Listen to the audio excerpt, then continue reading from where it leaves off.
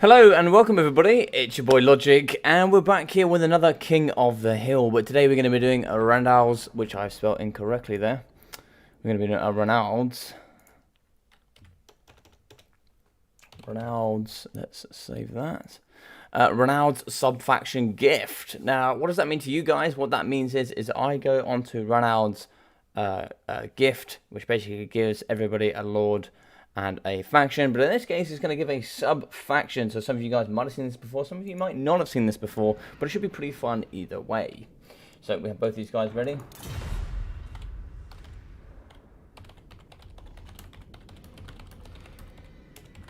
So the main challenge here is going to be the Emperor Randal. So we'll get his, he's got some awesome stuff that he sent in to me, but we'll put a picture of him up first.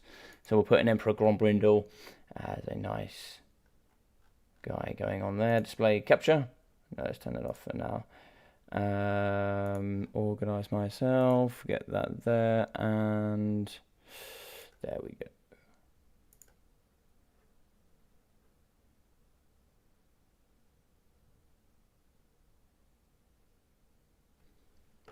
Hey, Kadane, how you doing, buddy? Hope you're doing well. Hammond as well. Hope you're doing well. Yeah, let's go here. Do apologise today. I am really quite tired. But I really want to put some stuff out. How you doing, Cypher? Yeah, I really want to. I need to filter it. Yeah, I really wanted to throw some stuff out today, so that's why I'm here. Defender of Ulf 1. So Alariel the Radiant for the first one. Let's send that in to Mr. Emperor.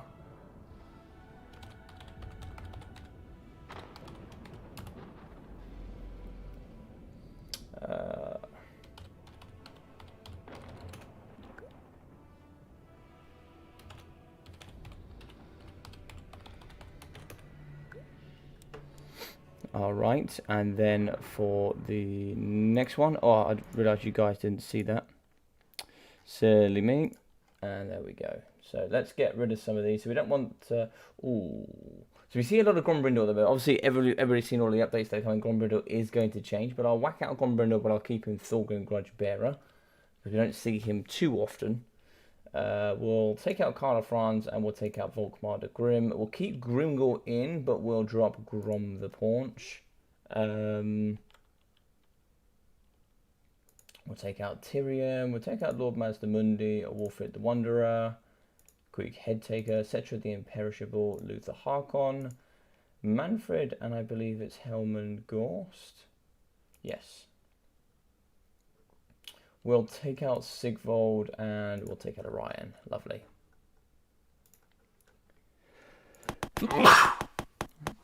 Perfect. So, let's have a look here.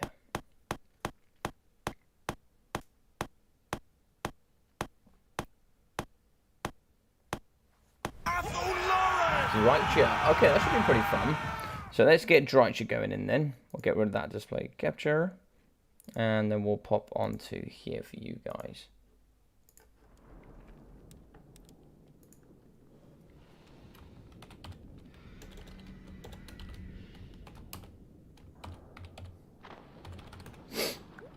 This is going to be a lot of tree-on-tree action, I feel like.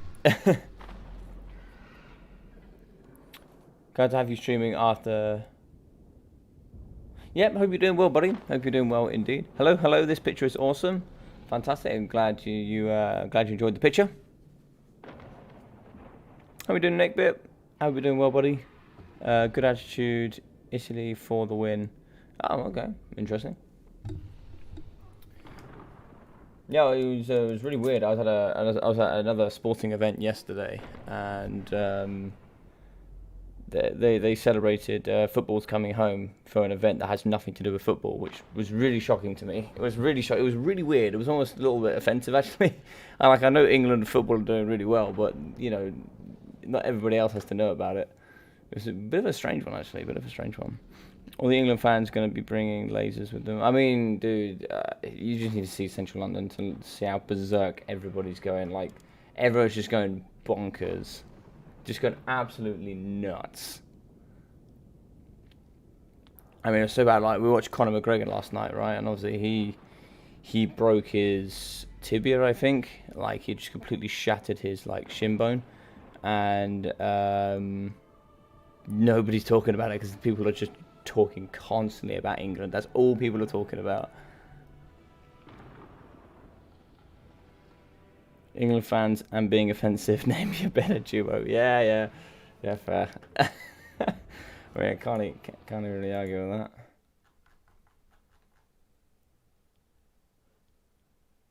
Okie dokie. So, alright, so we have some stuff here. Right, let's see what's going on in here.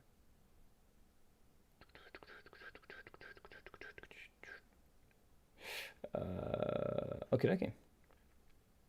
So we have some stuff from the media content here. Let's have a look.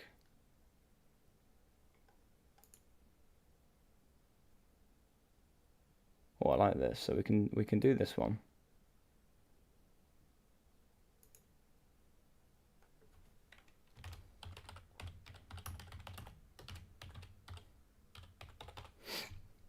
Let's get this one up. I like this. We've got something sent in here from Randal. He sent in a nice screen blocker, so we're going to get that one up here whilst we are waiting. Always try and get as many. So if anybody wants to send any pictures, you'll see a screen blockers. Do send them in there to the Discord, which you guys can join in the description, and you can go on to I believe it's media content, and you can upload some pictures there.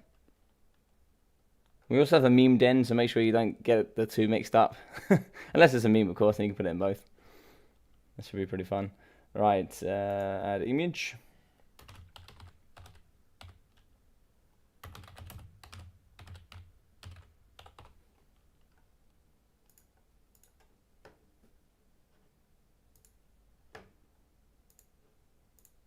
See if we can find that. We need to find a Belligar image. There we go. Okie dokes. Let's see if we can just move that into position. So what do you guys think the score's going to be today? Though, as we are talking about football, what do you reckon the score will be? Do we have any predictions in the chat? There we go. That's coming in from Snarsnake. I like that indeed. Coming here with the hammer and all the good things.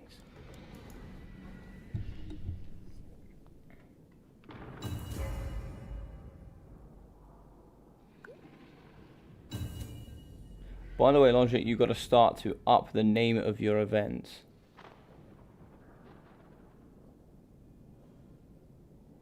I see. I mean, it says everything you need to know on the title. I mean, yeah, I mean, I could up my titles. Oh, I've just realised it just says... I hate when it does this. I don't know what to... It puts it like on people and blogs. It's not correct. I've done nothing but gaming on here, so I don't know why it does that as a default. There we go. I mean, what would you call this? It is a King of the Hill. Like, what else would you call it? 16 viewers, 9 likes. Hit the like button, boys. And it would be 2-1 for Italy. 7-0 England, says Bunnies. 7-0.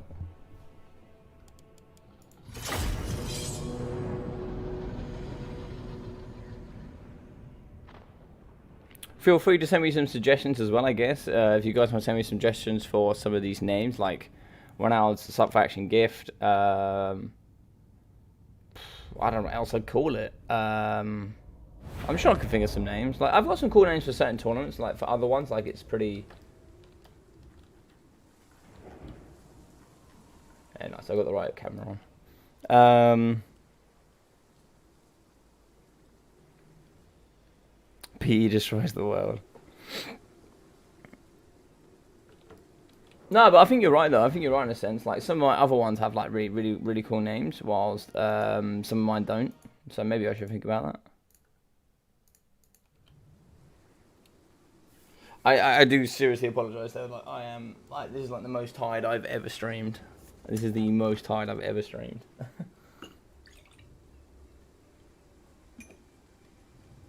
But I wanted to get something out today. You know, I kind of wanted to play a bit. Battlemania is a good name. Yeah, it was the first one I ever made, actually. It's the first tournament I ever ran. I want to, like, the sub-faction tournament's good, but I want to have, like, a name for it. And I've been thinking, racking on my brain for it.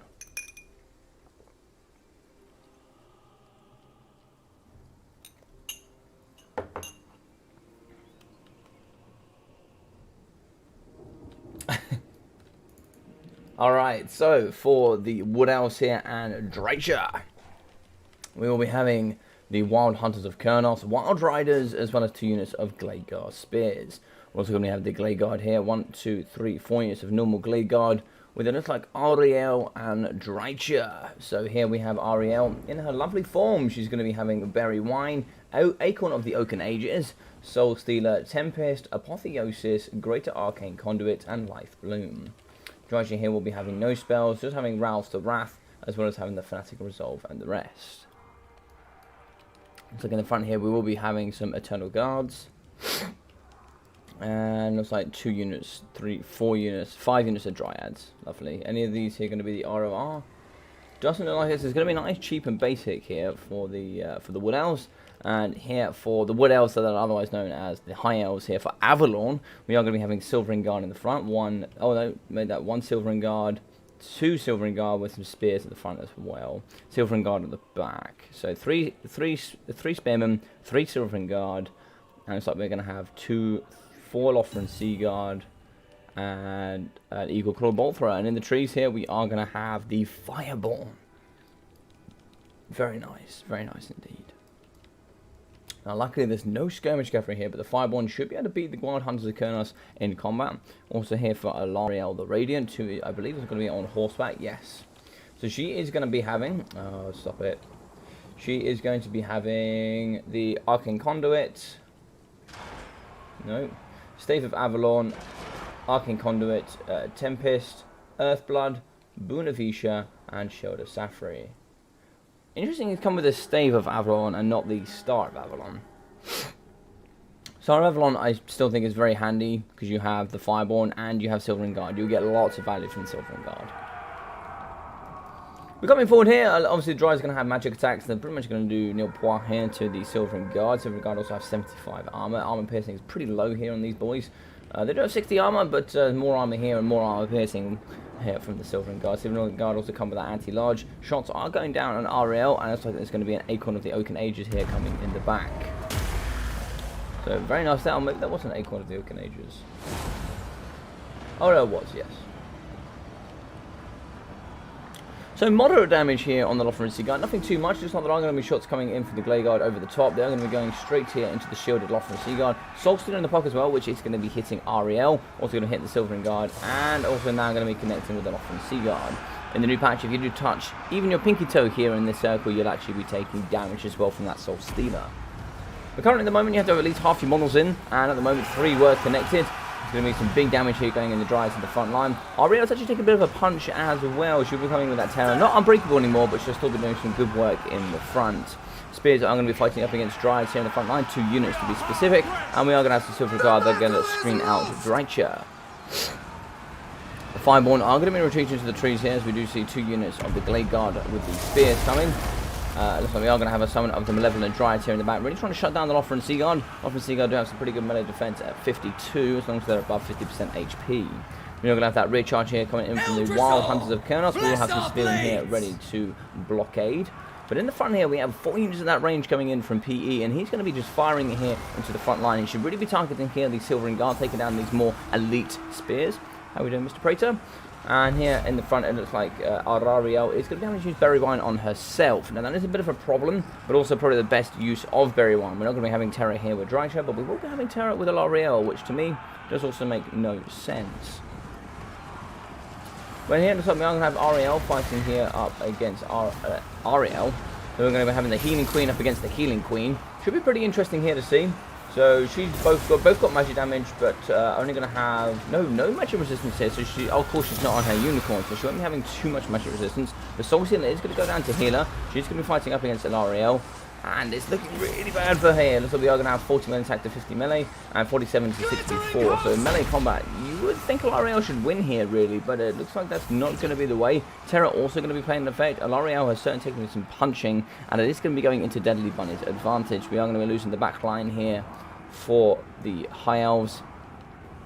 And shots will be going down into the range though. Looks like the Wild Hunters of Colonels have been taken down. We've also lost the Glade Guard Spears. The last unit of that mobility will be here, the Wild Riders. Shots are coming in though from the Lothran Sea Guard. They are getting pushed on here by Dryads. You need to push the Silvering Guard through, drop them a little bit, give them that room to shoot. In the front, looks like we have terrified the Spearmen. And that is the very good advantage of taking Alarielle. A very good mage that can take terror.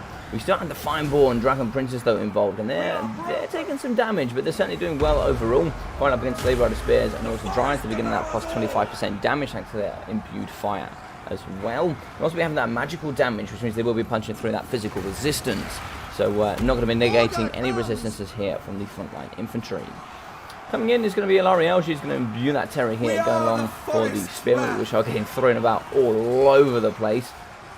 But what's going to be happening here? Looks like they're popping into the back. They're going to be fighting up against a couple of units of the Wild Hunters. Shots still coming in from this back line. This back line has not been touched here from the High Elves, unfortunately. And as you can see here, they're just going to be shooting in, getting their full value, really taking apart the Spearmen over time, breaking them with that -5 leadership from being on range as well. We're doing Chaos Creature. And looks like here in the middle, Alarielle is going to be super strong. And she's going to hold a lot of balance of power, probably even more so than the Lord. She's getting hit pretty hard here, though. Charges coming in from the Fireborn Dragon Princess. You need to be getting as many Earthbloods going down here as possible. You need to save as many of the units for the Fireborn as you can. Alarielle is only going to be having Earthblood, so we're going to have no regrowth. We're going to have no star. So you're going to have to just pop Earthblood as much as you possibly can. Get that Shield of Saffrey in as much as you can as well. That 11% damage resistance can really aid here on that front line. But unfortunately here it's going to be breaking left, right and centre. As we can see, Dryads and also that range just poking in every single pocket you can find. And unfortunately here it is really starting to struggle for the High Elves. They're going to be shooting from the trees. And this here is going to be of the advantageous area for the Wood Elves. So we'll be having an Earthblood note and Apotheosis here on Drycha.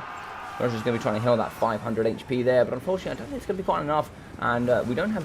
do we have immune to psychology? We do have immune to psychology for the Fireball, and that's good, because I know the normal ones don't, and they are super expensive, like 1.4k with no immune to psychology. It's just so goddamn awful. But as you can see here, Alarielle the Radiant is getting absolutely trash canned here. The anti-large Fireborn just really going to town on her here, and she's going to be down to 1000 HP. We are going to be getting surrounded here by Dryads, also coming in with the Eternal Guards for the anti-large spears. They'll certainly be good counters here to the Fireborn. Earthblood was needed. I don't think we've got any left here in the pocket for Alarielle, and now it looks like it's going to be her first as well. Apotheosis going down on Alarielle. That will shift balance of power. You are going to be losing your Fireborn. Alarielle is coming close to a handicap. A massive hit there coming in from Drycha, and that should pretty much seal the deal.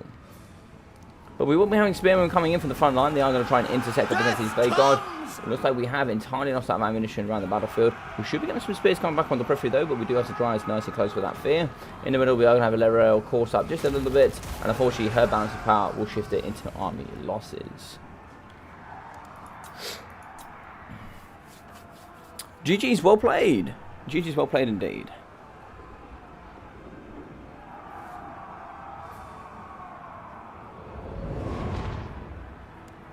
She had 97 melee defense. Oh, I didn't see that.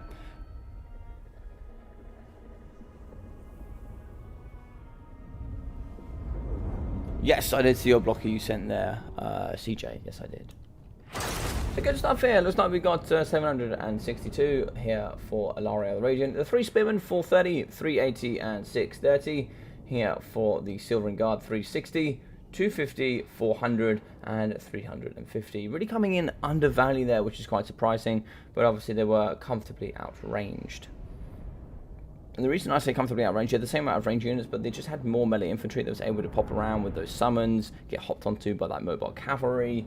I mean, you may have had 5 units of range here, including the Eagle Claw Bolt Thrower. It got 1.1. I didn't actually notice it doing too much, but it got 1.1. So we got 3,075 for the Fireborn Dragon Princess. That's really good work from them. That's sort of the value you would expect from a unit like that when you are taking Alarielle and that healing.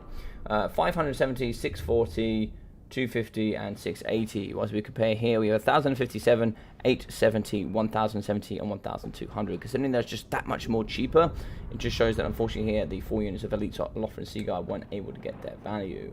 But the front line here was really struggled here, which is surprising up against the Dryads. Normally, just mass Silvering Guard just do really well here.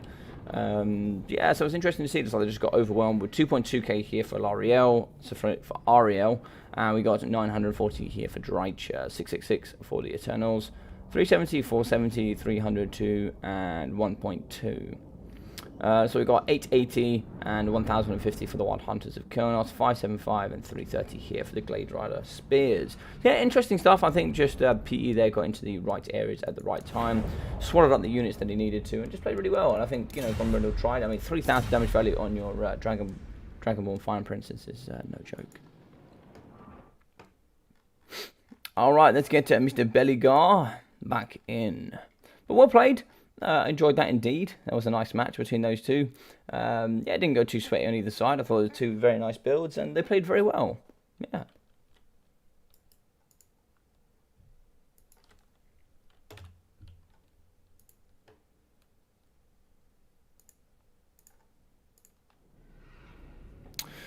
GG's. How we doing, Harabek? How we doing, everybody here as well? Biblington's in the chat now. Narandon here as well. I've confused... Yeah, I thought you did. I thought you did. You took the Stave of Avalon and not the Star of Avalon, which I think actually would have been a game changer. I think that really might have helped you be a little bit more even. How are you doing, Benji? Hope you're doing well, buddy. Hope you're doing a very, very good day. And who's excited for the football tonight? I'm sure we all are. I think we had a couple of predictions here. I think we had some 2-1s to Italy, some 2-1s to England as well. I think it's going to be around the 2-1 mark. In my heart, I want England to win, but I think in my head is telling me that Italy should win, really. They're probably the better team.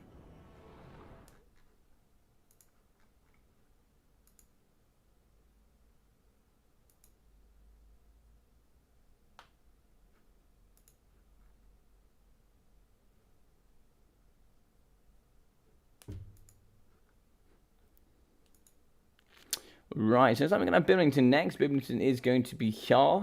Let's get him in. Billington is straight in, and it's awesome to have this guy back on the channel. Right, so let's get ready to rumble. Let's get these up. Let's get this going. Let's do it now. So Ranald's gift here for Mr. Deadly Bunnies. What are we going to get for him? I'm going to try and make sure that if we've had like any of these in the last 2 games, we change it up a little bit. Just keep it nice and fresh, keep it nice and fun, and keep it going. So just had Dryche. This thing has a high tendency to give off the same factions repetitively sometimes, which is a bit annoying, but we can see what we've got. Where is Dobby? Oh, Gringo! Ironhide.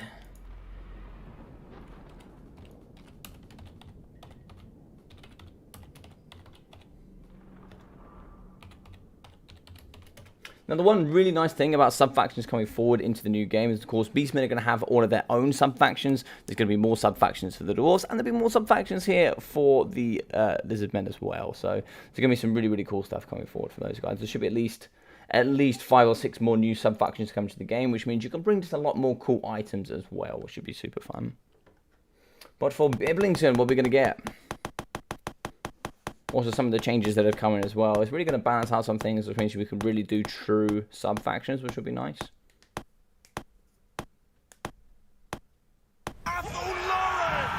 Again. We'll go again. So after this, we are going to be having Bobo.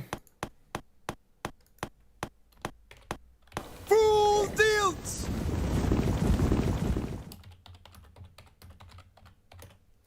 Or Rapans da Leonese. Let's do it. I think Rapans is probably my favorite like character for the Bretonians. She's just super fun, man.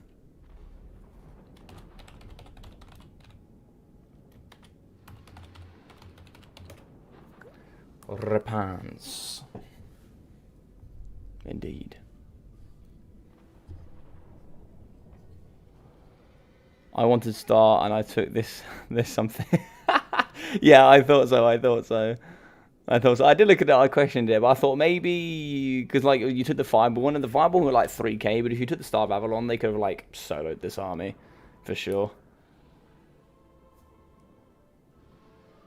Feel free to join, Benji. Feel free to join indeed. You know how this goes here. What I'll do is it's going to be the sub-faction variants, as you can see here with Biblington. We're going to be giving that sub-faction. The only reason I'm allowing Grimgore here for Mr. Deadly Bunnies is the fact that I have cut out the Broken Axe. We don't want to be using Grom the Paunch until he has been nerfed. I've seen some of the nerfs and I'm happy with them. There's some really nice significant nerfs that is going to level out the playing field here for the Greenskins, so it should be quite nice.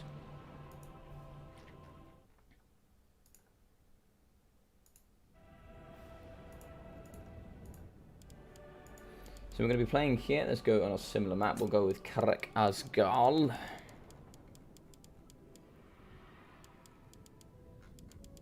If I can see it. There we go. But yeah, tell me, how is everybody doing today? How is everybody? How's everybody doing? All having a fantastic day, I hope.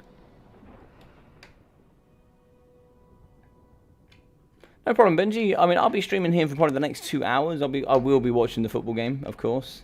I'm sure I'll be showing almost the entire English country will be watching the football today. I think you'd have to be silly not to, I guess.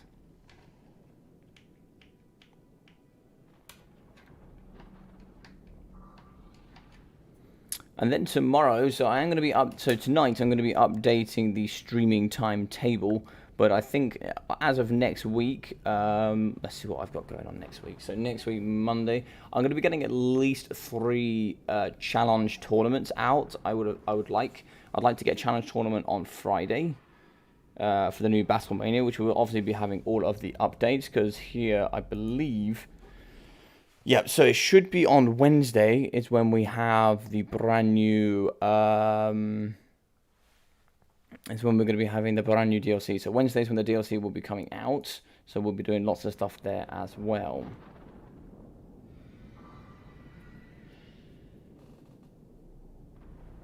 I'm also thinking that so Friday we'll have Battlemania. I'd like to maybe do something like a sub-faction tournament on Wednesday to celebrate it, like a celebratory sub-faction tournament. All the new sub-factions in, maybe we can do that.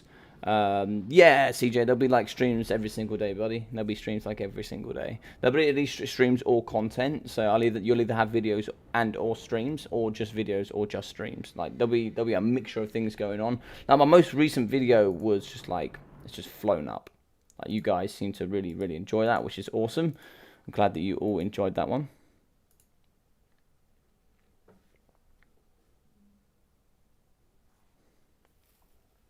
Yeah, it's already jumped to number 3 in my most popular uploads. So like it's like my top 3 most popular like video or live stream, I guess, which is really cool.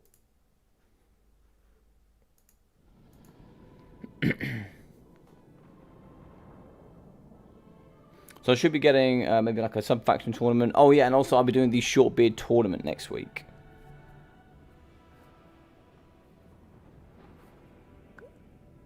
In this game, I am disgusted with one army, and they are high elves, and I play them once a year. I don't know why I hate this faction. Because you're a Dowie main, that's why you hate this faction. Because they've got pointy ears, Mr. Gormriddle, that's why you don't like them. Alright, Biblington is ready. Grimgore hate gobbos. Indeed. Indeed, Grimgore does hate gobbos, therefore you bring no gobbos.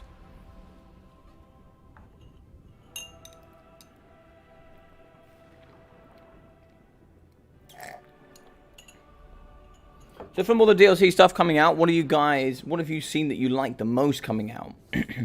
Well, anyone know if the ROR Gorgon beats the ROR Droidosaur? I'm guessing it doesn't. It probably does, actually. But no word of a lie, it probably does, straight up. I think the ROR Gorgon's anti-large, right? It's anti-large armor piercing. Whilst the Droidosaur was just armor piercing. And when you mean beat it, I mean in the state of the game for value, it 100% beats it for value. Whether it'll actually like beat it down in combat, I don't know. But like the RR Droidosaur is like 3.7k. It's probably like one of the most expensive things. I think it is the most expensive thing in the game. That's like Imrik on a dragon expensive, you know. I can only really think of like sort of 2 matchups you could ever use it in any sort of competitive sense as well.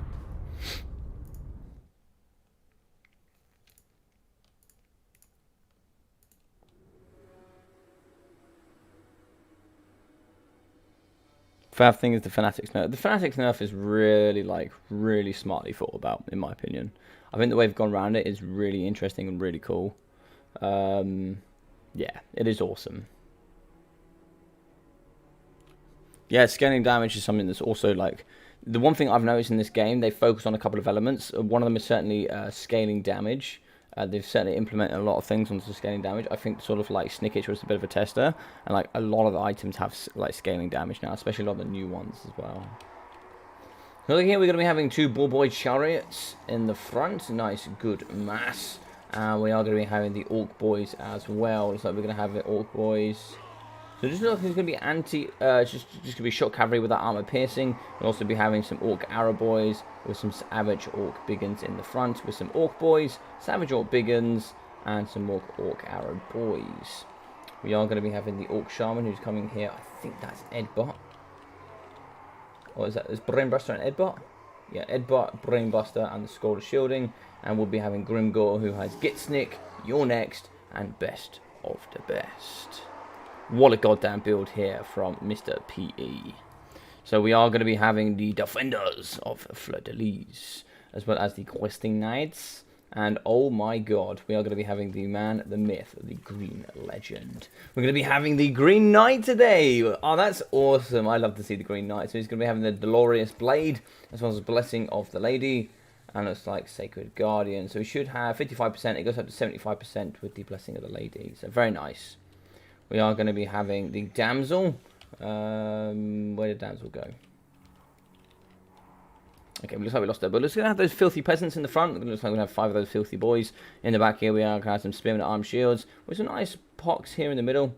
And some fire arrows as well. Yeah, fire arrows there to deal with that regeneration, which there's quite a lot here in the army of the Greenskins. Rapans will be having the Fleur-de-Lis banner, the +9 melee attack, +9 melee defense, and the immune to psychology to really aid on all of those good cavalry. And we'll also be having the Damsel of Beast, Transformation of Godon, Flock of Doom, as well as Wild Heart with the Power Stone and Scroll of Shielding. In the back we'll be having the double field trebuchets with the double questing knights, triple questing knights, no sorry, double questing knights, Defenders of Fleur-de-Lis, and the Knights Errant. Interesting stuff.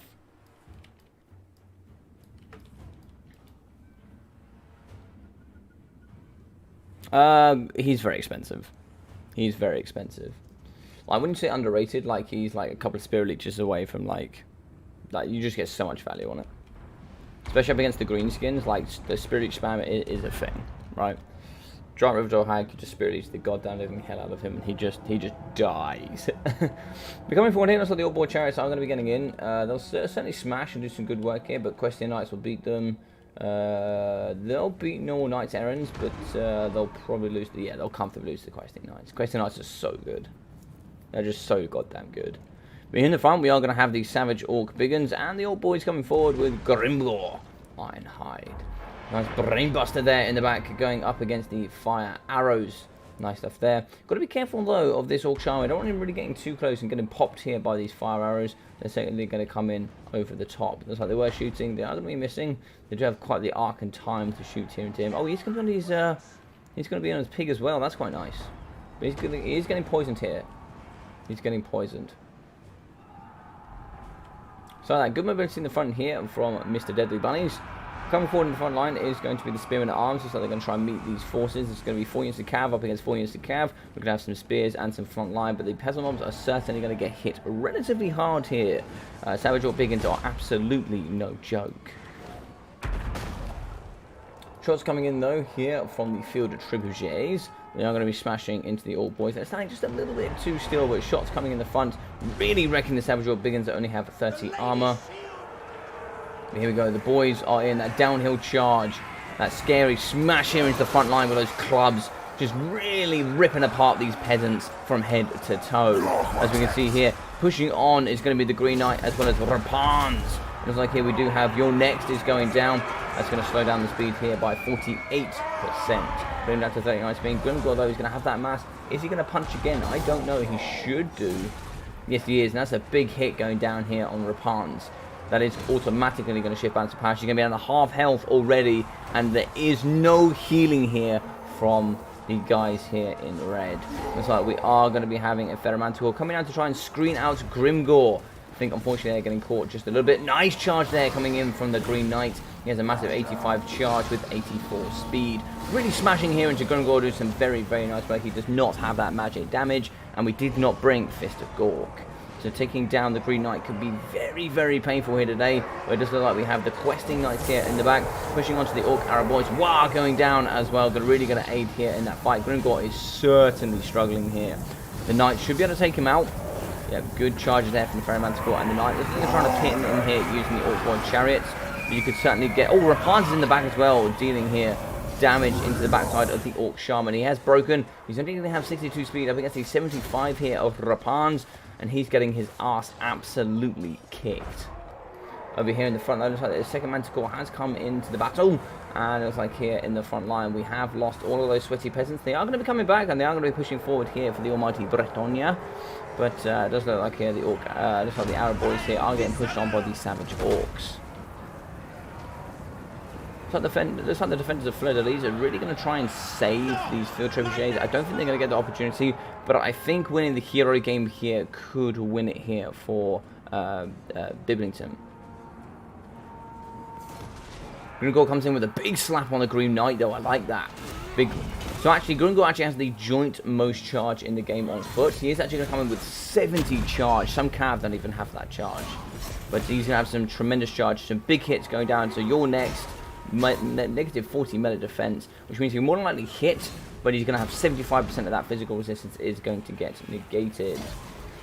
As you can see here, 75% is just awesome, awesome stuff. It's a really good work, but it's like Grimgor is going to be going down, and when Grimgor does die, unfortunately, here the Greenskins will really start to struggle. Especially on leadership, so he's going to be down to 398 HP. We are going to have shots here coming in from the Orc Arrow Boys. But as you can see, the Green Knight did take a bit of a punching, so that's also going to reflect on the balance of power. But in comes Rapans. She'll be able to use her banner, but here we go. He has gone down. We have also lost the caster. It is now going to be the Greenie Boys first as well. We have the mobility advantage here for the Greenie Boys as they are going to be coming into the back.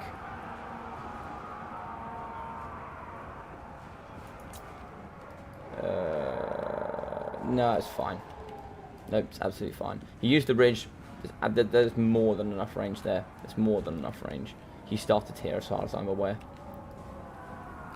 Also, it was 2 field trebuchets that were worth like 500. I really wouldn't call it that sweaty, to be honest. So, this one, the Green Knight here is going to be pushing into the middle. We still have the Damsel of Beasts on, which is quite nice, but I think we've used both transportations. It looks like your Deadly Bunnies is going to be dropping. And yeah, interesting stuff. Not bringing Henri should be illegal as Rapans. I mean, that is true, Nekabit, but I do like seeing the Green Knight. I do like seeing the Green Knight. So 1,586 for Grimgor Ironhide, 146 here for the Orc Shaman, 166 here for the Infantry, 85, 80, 1,360 with 637. The reason that's so low with so many high kill count is the fact they're just going to be smashing into the very cheap Infantry. We're going to be having 515, 220 with 880, 440, 550, and 460 here for the Orc Boys. 220 and also 150 here for the Orc Boy Chariots. 560 here for Rapans, 71 for the Damsel of Beast, with 2,950 here for the Green Knight. Unfortunately, not having the Fist of Gork for that magic damage, which you always need to bring just in case the Green Knight does come. And this is a play, right? This is a huge risk. The Green Knight will always either win you the game or he will lose you the game. That's just the way it goes with him.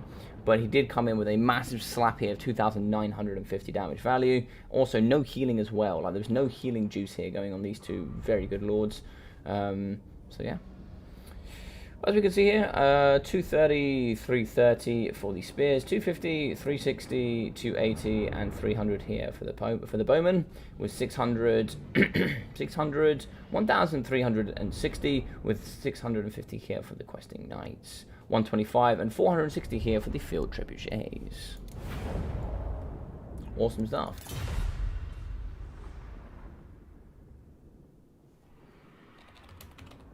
Alright, so it's like we have Bobo straight in. Sorry, I didn't change the thing there. So let me change that now. So this here should be Biblington. And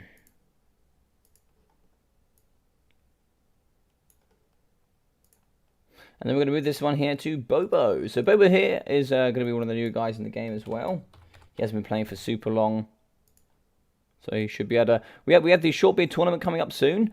So for you guys that are maybe newer or maybe slightly lower on the skill level a little bit, a little bit like myself, and you don't want to be playing up against all these these massive ODM, RTK, VM, all these big guys here in the game. You want to be playing against some guys a little bit more on your level. That is there going to be a tournament for you. And what I'll do there for everybody is I'll assess everybody on their skill levels and I'll decide whether I think they should or shouldn't be here in the competition.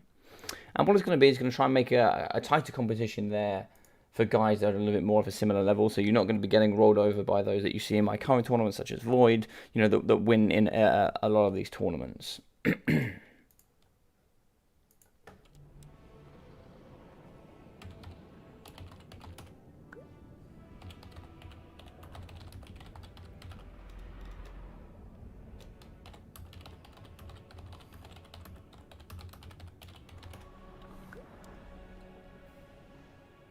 Alrighty, so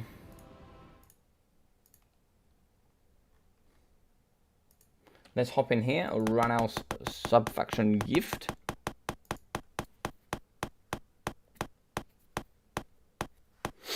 The true king. Ooh, okay, so it looks like we're going to be having the Dark Elves with Crone Hellebron. I really like that there for Biblington. Let's hop in there with him.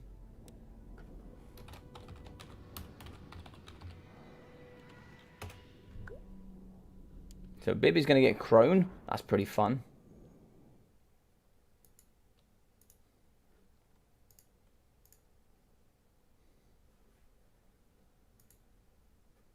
And here we'll go with Ranald's gift and we'll try and see what we can get for Bobo.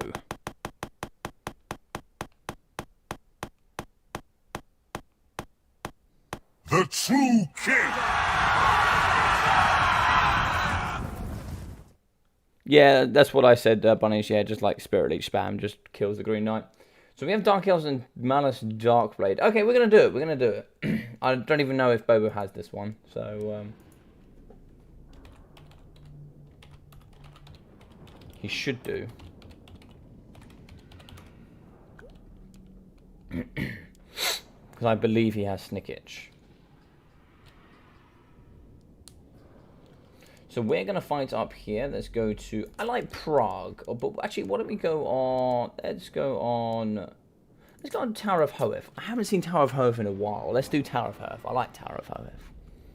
But what about you guys? For all of you guys that are playing today, what sub-faction do you like the most and why? I'm very interested to know what you all think.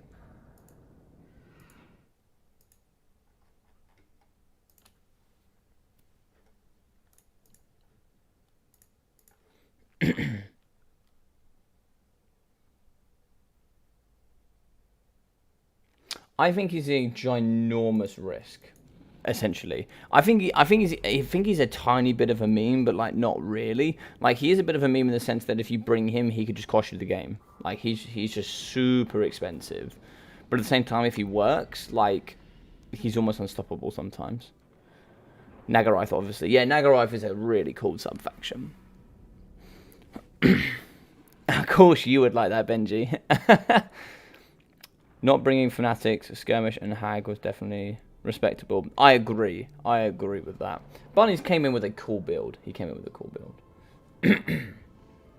At the same time, I think, like, if you'd taken Fist of Gork with a bit of magic damage, plus 24 melee attack, melee defense, just would have smashed through him. Just put it on Grimgor, and he just dumps as the Green Knight.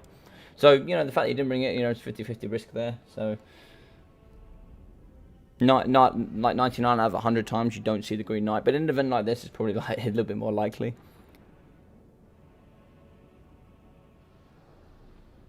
Classic Zypher. Classic Zypher.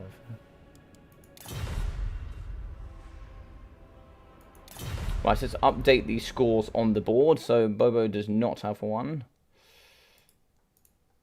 Perfect. So 0 in there, and we are going to be having the score here. So I think over the next week, guys, just to update you with what's going to be going on, I guess that's kind of what I'm using today as, because I wasn't around yesterday. Next week we're going to have 3 major tournaments. We'll be having the short bid tournament, we'll be having Battle Mania, and we'll be having a sub-faction tournament. Now I want to do something on Wednesday, but I don't know what to do on Wednesday. So I could do the sub-faction tournament on Wednesday, where we'll be utilising all of the brand new tournament, we'll be utilising all of those brand new elements coming in, you know, with all the new sub-factions here from Beastmen, as well as from the Lizardmen, Dowie, and all the other bits that have been changed from all of the other factions in the game. Or we could do something a little bit more Lizardman, Beastman, Dwarf based, where we see some more. You know, maybe we just see those guys on repeat for the night. Maybe you just have to play just those 3, and we just rotate them and just see what they've all got to offer. What do you guys think here in the chat? You know, obviously you guys here in the chat watch a lot of my content, so what are you guys thinking? By the way, Logic, I thought of a weird tourney idea if you want to hear it. Yeah, feel free to drop that there into, yeah, just send it wherever. Send it wherever.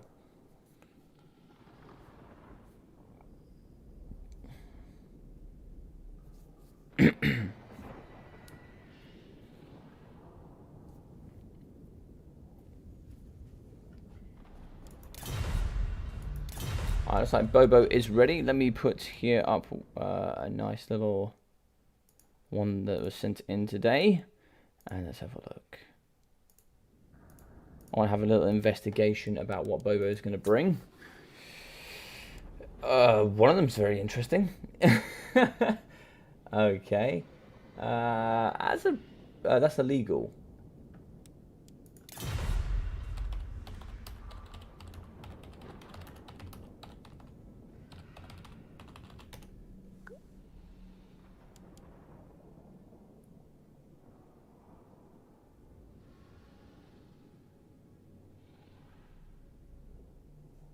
All right.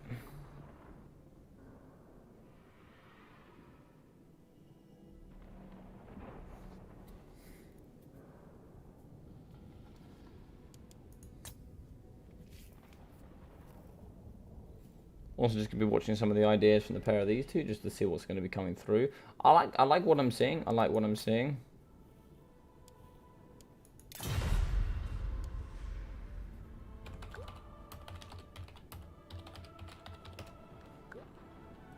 Okay, right. I'm gonna have to message Bobo in Discord because he should know better, but looks like he doesn't.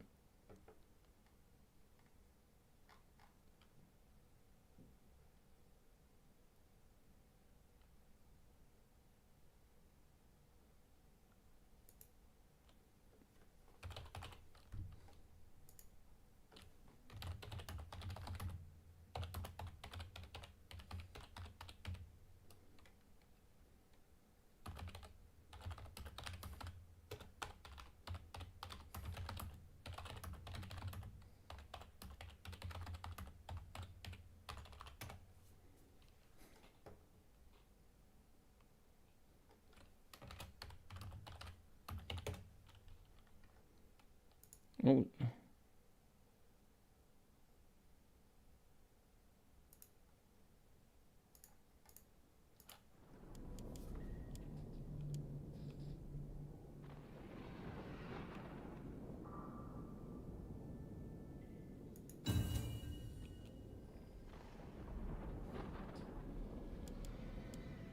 Well, basically, it's going to be...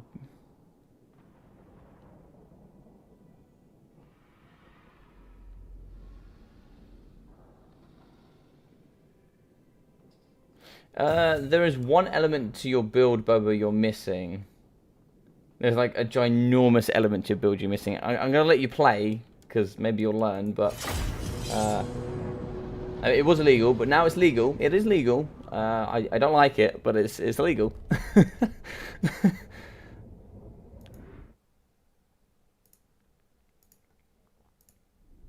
But now we loaded up in here, so Bobo's not going to have a caster. I'm not sure why. If anybody here that is new, maybe here in the tournament scene, you always take a caster. The reason is you got Winter Magic. It is a free resource here that you can use in the multiplayer scene, and if you don't really utilize it, yeah. But of course, here this is a bit of a fun tournament, but you know, always having a little bit of competition is nice as well. But there's going to be no caster, which is obviously a free resource that he can't tap into. But it looks like here he is going to have the double assassin instead. Yeah, no mage.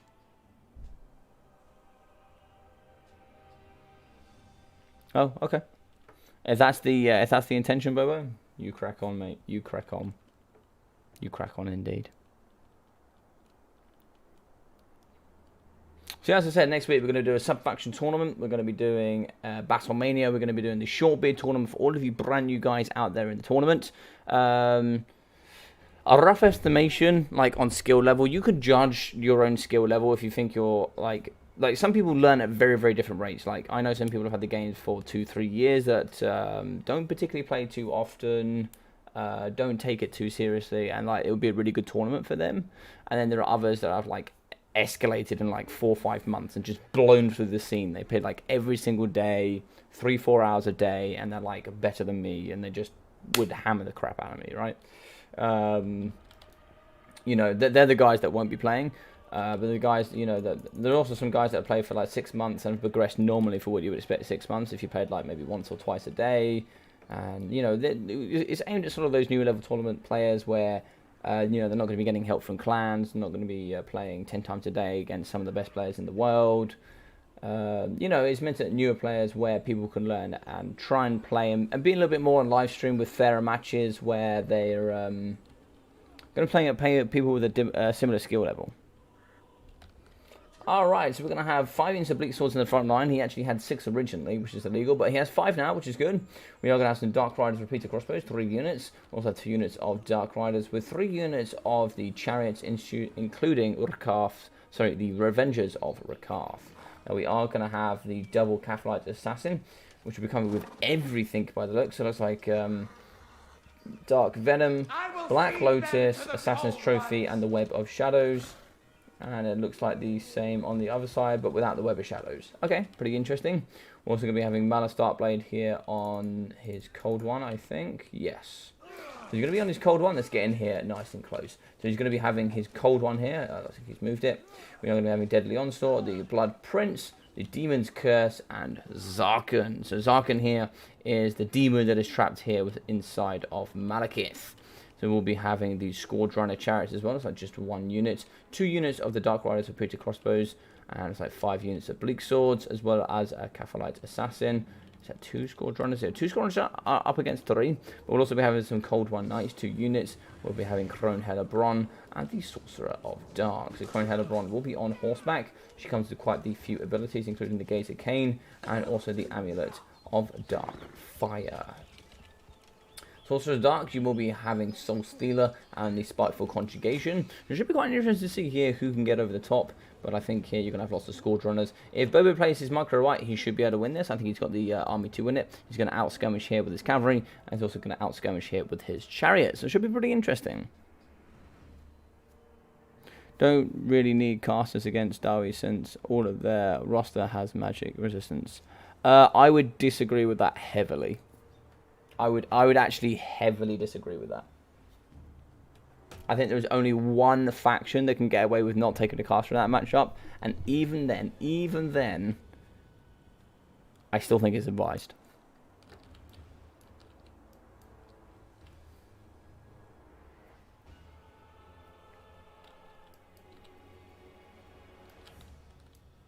And that is the only matchup, is Wood Elves against Dawi. I think it's the only matchup that you could possibly not take a caster and still do very competitively.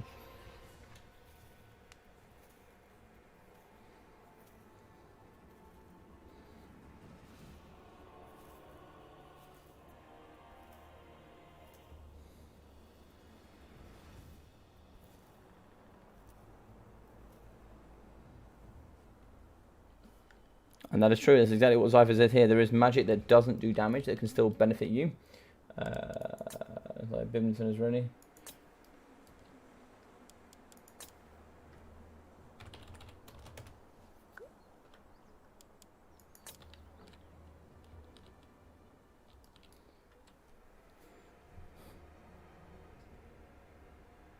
Yeah. Basically, if you go triple Way Watcher with triple Arrows of Kernos, basically, yeah. So you go double Way Watcher, and then you go the Glade Lady on horseback. You bring her with her net of Oreth Arema, and then you bring her with also her Arrows of Kernos. Use it to delete cannons, use it to delete heroes. Because if you go into like most of the Dwarven heroes, they act like a little bit like a horse. They're very hard to push over, so pretty much they take all 3 to the face. Nah, man, always got to bring a caster against the Dowey. Yep, if you bring Beast Magic, is pretty good. Translation of Gadon is very nice. Flock of Doom, even against the Dowey in the new meta, is very, very strong. AoE effect damage spells are working very different. Also, you can bring healing magic that can benefit yourself. You can use things like harmonic convergence, nets, all sorts of things that magic offer you. And it's also that free resource that you just need to tap into. That it's free. You can use it to your heart's, to your heart's content. If you don't use it, that's a negative to yourself.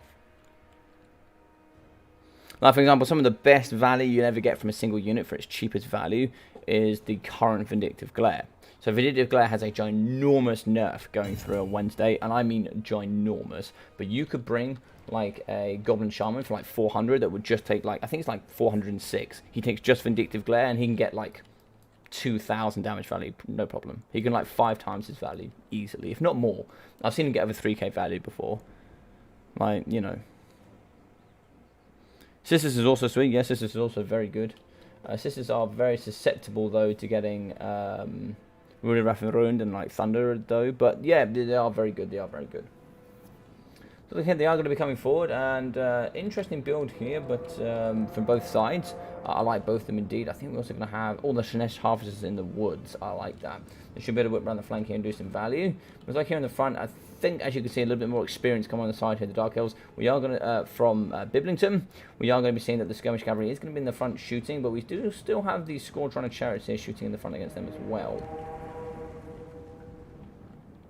And the reason why I say we see a little bit more of an advantage, a little bit more of a higher skill play, is because he's going to be trying to utilise the maximum range value you can get here from 4 units before the front line hits. He's going to be doing damage to the front line, and it's really going to aid his front line in winning, so he can push through and do damage to the rest.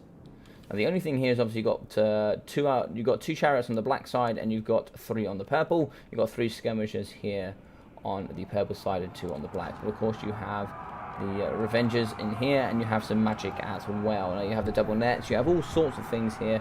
Sorry, you have the Black Shadows here from the Catapult Assassins. Now, 2 assassins should comfortably take out 2. But it depends if they can take out Crone, etc. But they should be able to do some good work here in the pocket as well. So they are going to be shooting here into the front line. Lots of shots going into the back of the Bleak Swords. Shots are now going to come in from the Dark Riders or Peter Crossbows. They are going to shoot into the back here and aid. As you can see, a lot of the Skirmish Cavalry is not going to be doing anything here. Now it is going to be shooting into the front line, and now it looks like a lot of it is going to be hitting the Cold One Knights. As you can see, that's really going to be racking up here on Murderous Prowess. And that's going to be shooting off very soon. Getting all of these bonuses here from Charge, Melee Attack, Armor Piercing, Leadership, and Vigor. That is going to be going down. Soul Stealer as well, which is going to really rack up the value here. It's such a tremendously good spell here for the Dark Elves. Probably their best spell without a shadow of a doubt. So it should be here. Looks like we are going to get a charge from the Cast Revengers, as they are aiming here for the Cold One Knights. I think they're fighting them in melee combat was probably not their best choice. They're very good anti-infantry, not very good anti-large, and the Cold War Knights here are very good anti-large models indeed. And they have taken lots of damage. The Cath also do come in with that poison with the shots as well. Looks like we are going to get some volleys coming in for the Dark Riders with Repeater Crossbows. As you can see here, a lot of punching has come back as well on this very, very elite unit of cavalry. As again, looks like we are going to have the Gaze Cane going down. I believe it is called. Can't quite see who's doing what's here. Yeah, so it looks like here the Black Lotus and Assassin's Trophy did go down on top of the Capellite Assassin. And it looks like both Capellite Assassins have been broken using 1 and also Crone Hellebron. So it looks like they've both been shattered in the pocket. This is going to be a pretty convincing win here for Biblington, I think. Looks like here we have lost some Scourge Runner Chariots in the back. Cold War Knights are going to be chasing off the Recast Revengers. And where is the Lord? I can't. Oh, there he is. So he's going to be. Oh, looks like he has broken. So it's like he didn't even use Zarkin, which is a bit of a shame. You're where the VC mirrors at. Where are they at? Bring them to me. Alright. So it's like here 730 damage value for Malice. And looks like here we got 430, 660 for the Catholites. 200. 400 here as well. Looks like 69, 100, and 270. 150 for the Dark Riders, 160, 340, 520. It's like 680, 644 for the Squadron Chariots, and 760 here for the Rookaffs. I really actually like this build. If you were to drop the Catapult Assassin for a caster, of course you're forced to use Malice, but this is actually a really strong build. I think if Billington was playing out somebody maybe a little bit more towards his own skill level, this would have been very difficult to deal with, because of course you have the Squadron Chariots just kite the living bejeebus out of the Cold One Knights, anti-large armor piercing and poison shots as well. They certainly would have dealt with those. Dealing with the Slanesh Harvesters would have been difficult. You certainly would have had to see the Scourge Runners on them. Maybe try and block them out using the Dark Riders as well. Maybe try and see if you can shoot them with the repeater crossbows. Like one repeater crossbows and a charge from the Dark Riders could be quite nice to finish them off. Of course, they have Soul Stealer, etc., and Word of Pain, but you can certainly aid there.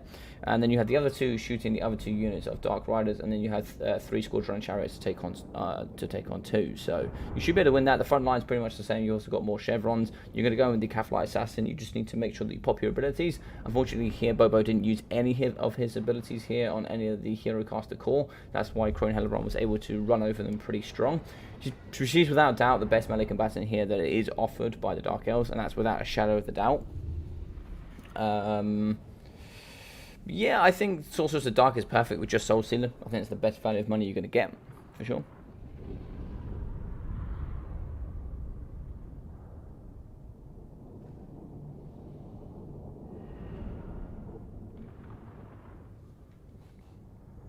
But yeah, very good stuff indeed. Really well played to Bidlington. But yeah, it's nice to see that Bobo came with a really nice build. You know, he's a guy that's very new in the community. When he first came to me, he brought an army to me that had, well, originally had 15 units of range, and I had to tell him, you can't do that. The maximum you can have is 12. So the next game we played was 12 units of range as the Vampirates, and I went full Cat of Bretonia. So that was pretty funny indeed. But yeah, he's come a long way since then. He's certainly learning his builds, and he's playing well over time. He's now joined the SPQR clan, who are a brand new clan here in the Total Warhammer scene. They have at least 5 or 6 members, and yeah, they're going pretty strong. You know, the guys that you know, they enjoy their gaming. They play Warhammer as well. They play all sorts of other games, first-person shooters as well. So they're a pretty cool, fun clan. There's at least like 10 to 15 of them. They're nice guys here from the States. I say here, they're nice guys from the States. So do go check them out. If you want to know a little bit more about them, please do feel free to send me a message.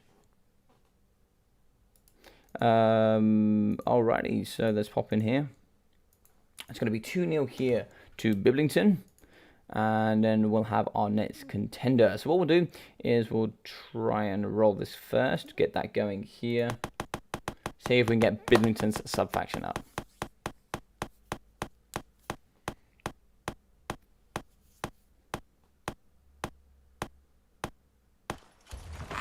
Ooh, Aranessa Salt Spire.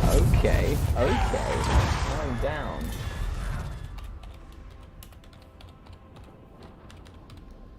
Aranessa. Let's do it.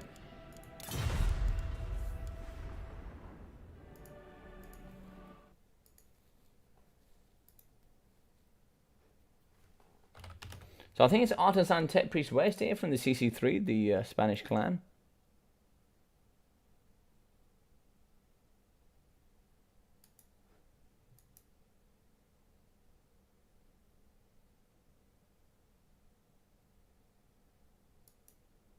Looks like we're gonna wait for Metal Knight here. Resetting Warhammer, no problem, buddy. I'll get one up for him now. We'll get him one ready to go. So it looks like we're gonna be having.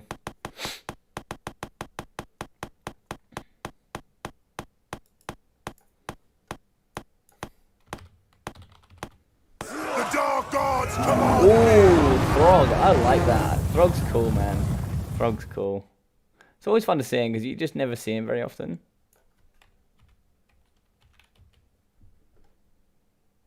Nice.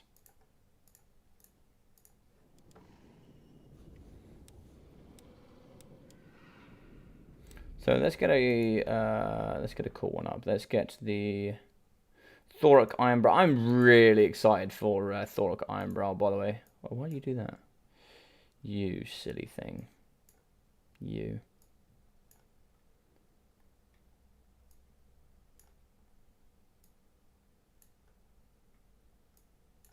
Thank you. I don't know why I did that. Right, so yes. Waiting for Artisan Tech Priest West.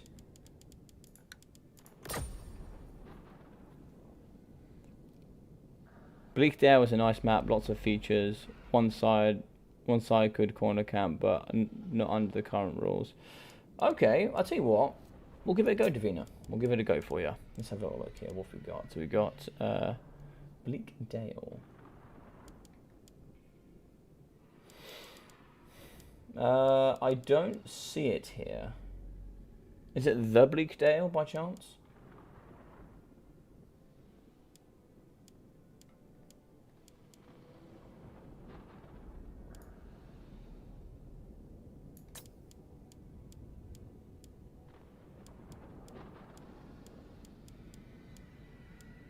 I can't see it.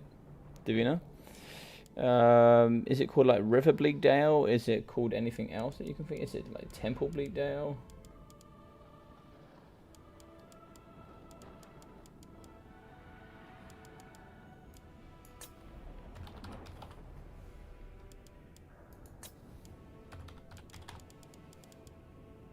No.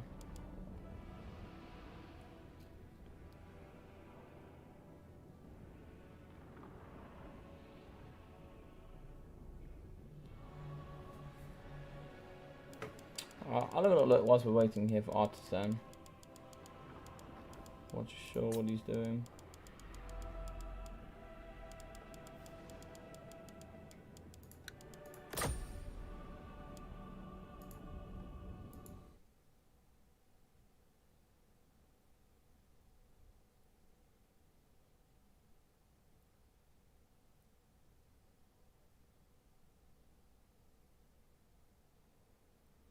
Apparently Metal Knight still can't join.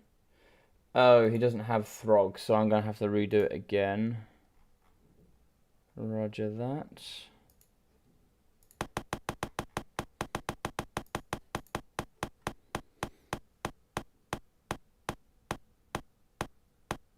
For Heldenhammer!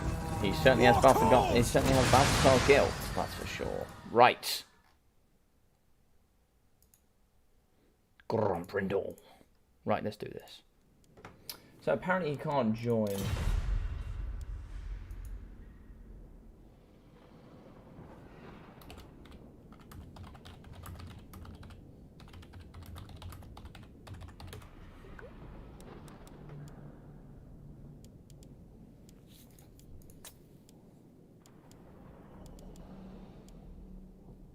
I can see Bleak now. Oh, there's Bleakdale. I found it. Oh, nice. I found it.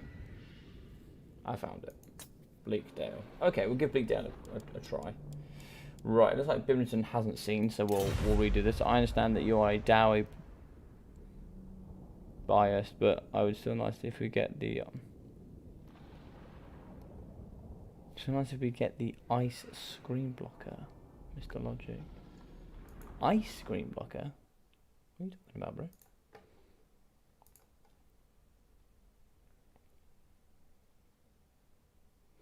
The ice screen blocker.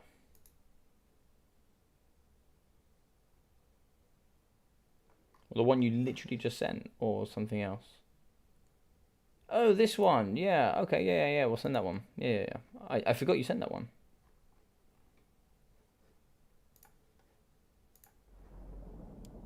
Oh, Artisan's in now. Okay, cool.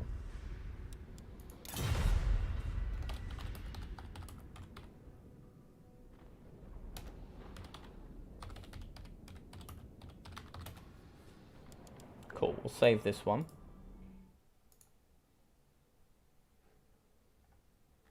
Into E.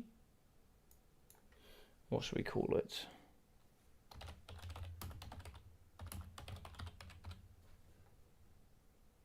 Nice.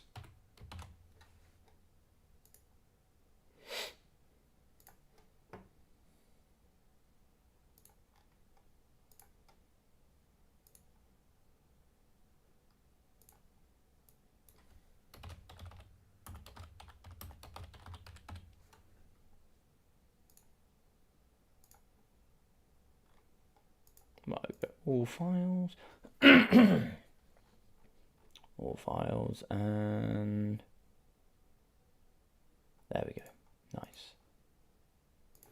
Yoki doke. We slot that in the corner, and then we'll make that nice and large. Nice, let's do that. Scoot that down there, lock that in position, and boom! Let's do it. I like this one, this is quite nice.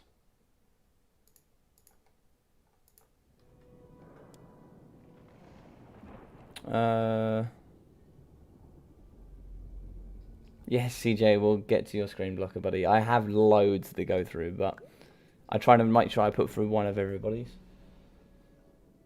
Welcome to the start here, gentlemen. I will not lie. The chances of your survival are small. Some may have even turned against your friends as living corpses.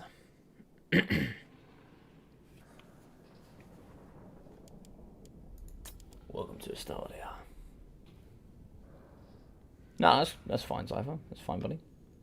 I go through them in like a list, right? What about you, Davina? Have you got any like cool screen blockers? Any cool like artwork that maybe you've done, or maybe some cool stuff you've seen on the internet? You know, family friendly, of course. But if you've got any cool stuff as well, feel free to send it in on the Discord.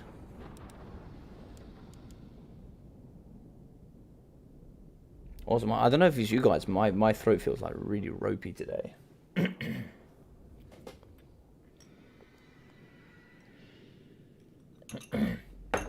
I don't know if it's the way that I'm hearing it, or if you guys hear the same thing.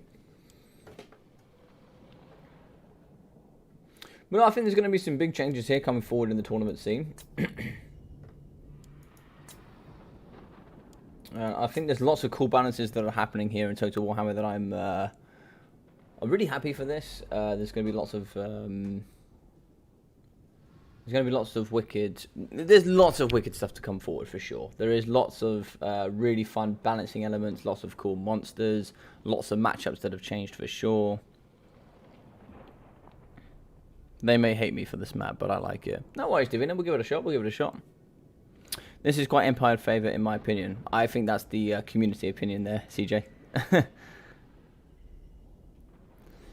You gave me a great idea. I'll draw my own screen blockers. Fantastic, Zypher. If you've drawn your own screen blockers, you feel free to send them in. Feel free to send them in at any point. No problem at all.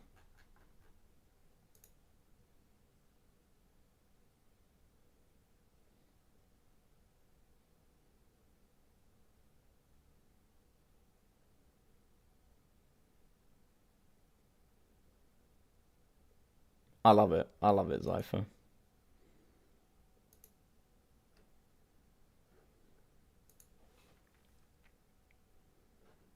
So after this, after Zypher, are you going to be playing after Artisan? Because you are next in the list, so I don't know if you're going to be able to play or you're going to be too busy. I don't have time, to be honest. Yeah, no problem, Davina, no problem. Or even if you just see anything online that you like, you know, if there's any like cool things from the sub-factions that you like, yeah, feel free to send them in. So not as bad as... Oh, God. Alright. Last game I played was last week, Koth, with you, Logic. Ah, right, yeah.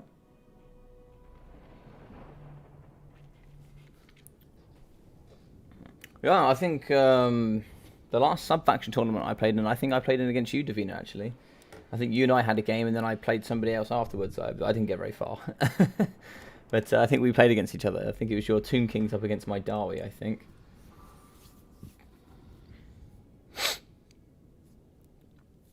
Yeah, so to let you guys know, once the football is done tonight, I will be setting up, so on the Discord, if you hop in, you will be able to see under Logic's content, you'll be able to see the stream timetable. It should have said from today. You'll be able to see everything from this week. So you'll be able to see that we did a Come At Me Bro, King of the Hill, Better 7 for Caradoc, and just try Better 7 into that. So I did a Better 7 between Full Poland and Caradoc. That was a really cool series, actually. I really enjoyed that. We did another King of the Hill, which is a Randal's Gift auto-generating tournament. That was really fun. So I went on to Randal's Gift, like I've been doing today.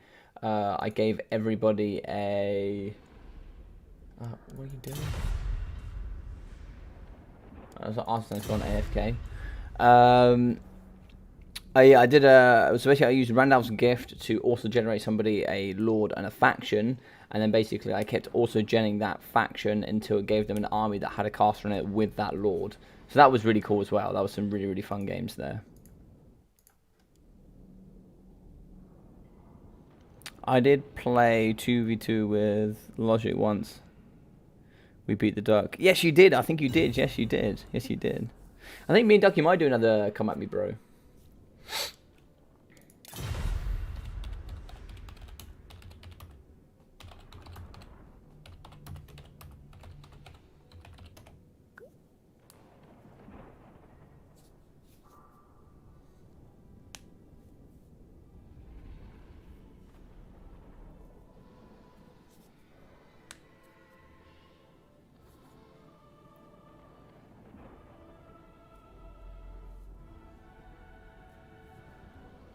We'll give Arslan 2 minutes. If he doesn't return, I'll boot him out and we'll find somebody else. No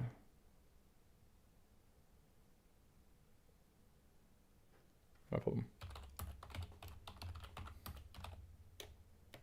Alright, he's just messaged me. Sounds like his parents need help, so we'll give him a moment and then we'll pop in. Let's go through the build here. So this is quite the interesting build from Biblington. I won't say it out on stream, of course, but let's have a look. This is super interesting. I think there's a unit here that he's missing that could be really nice in this matchup. Could be really nice. There's a specific unit you get with this sub-faction that's really nice. I am quite a fan of them. And I think they do very well in this matchup.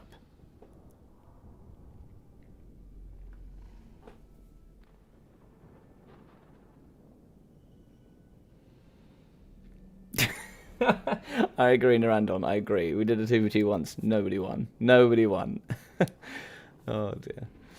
So, yeah, let's go through next week. Monday night, I'm going to be pretty busy. So, I'm going to be doing... So, tomorrow, I'm going to be pretty busy. So, I'll be doing either a late stream or an early stream. I don't know which. Or I might have... What I'll likely do is I'll do an early video with a late stream. Tuesday will more than likely be a stream. Wednesday will certainly be a stream. Thursday, depending on what Ducky's doing, will either be a stream, video content, something or other, or maybe something together. Not too sure what we've decided to do yet. Friday will certainly be Battlemania. Saturday is still undecided. Saturday and Sunday are undecided, but I think one of those 2 days, Saturday or Sunday, will be the short bid tournament for sure. That should be also wicked fun. So, as well as anybody here that's looking, like, you know, maybe you haven't played in a while, and you know you maybe don't take this as seriously as everybody else, but you still like to get better in it, and you'd like to play against people, you know, a little bit more newer to the game, and you consider yourself a bit of a newer player. Then you know it's a good tournament to play in, I think. But obviously, be sensible with it. You know, it's just be sensible with it. Like if you think, you know, if you've been playing a lot over the last couple of months. You know, just think about it.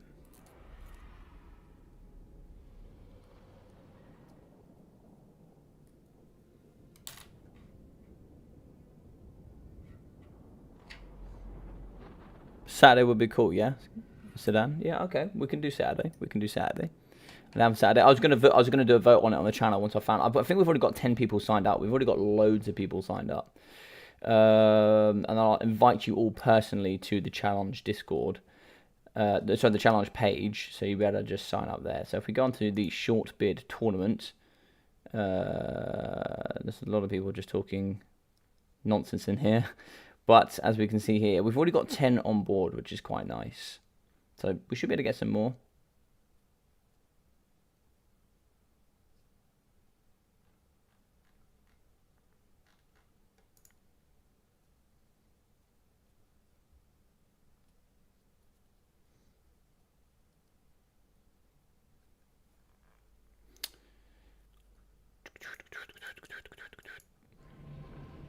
How we get on Artisan? Looks like Artisan hasn't come back yet. Another decent map is River Maxon. Yeah, I use River Maxon a lot. I like River Maxon. I think a lot of people use it. I think even I think Intensity uses it. I think Darv uses it. I think H1 Sun uses it as well. Yeah, a lot of us use it. I think even Turin uses it. Yeah, I think a lot of people use it. A lot of people use the River of Maxon. It is a nice map. It does have the ability for some stuff.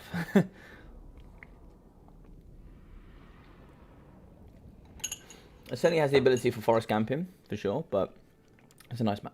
It's worth the risk for the nice map. So let's just double check how many people have played. So Biblington beats Bunnies, beats Bobo. Oh, yeah, so it's 2-0, yeah.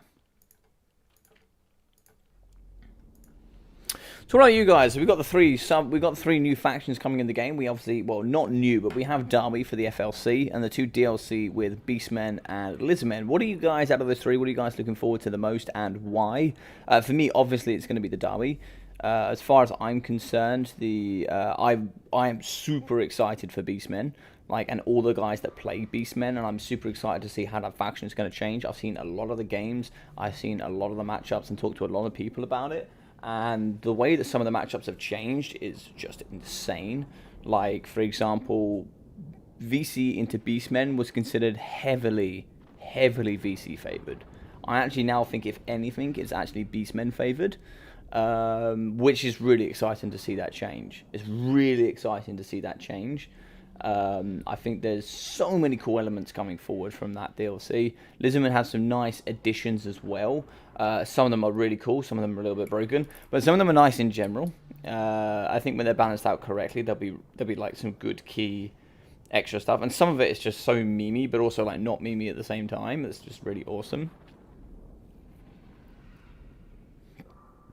Today was the first time I lost as Chaos against Skaven, surprisingly. It is Chaos favoured, but that is a matchup that you can win as the Skaven, for sure, you can. And I think that everybody plays Skaven exactly the same way, which is the problem. Every time I play against Skaven, I know exactly what you're going to bring, I know exactly how you're going to play. It is the same stuff every time. Now, there are some other units that are like, for example, you don't ever see anybody go mass Storm Vermin. You never see it. And the reason is it's not excellent, but if you're not expected for it and you're not built for it, you can struggle against it, even if it's not what we call an optimal pick. So like, you might have some things that are like optimal picks. So for example, if you're playing against the dinosaurs, having things like handgunners with mass armor piercing, they're optimal picks. But I pick things such as Free Company Militia. They're not optimal picks, but they're still very good at dealing with a lot of the Free Company Militia. Don't have much armor piercing. They have 2 armor piercing per model.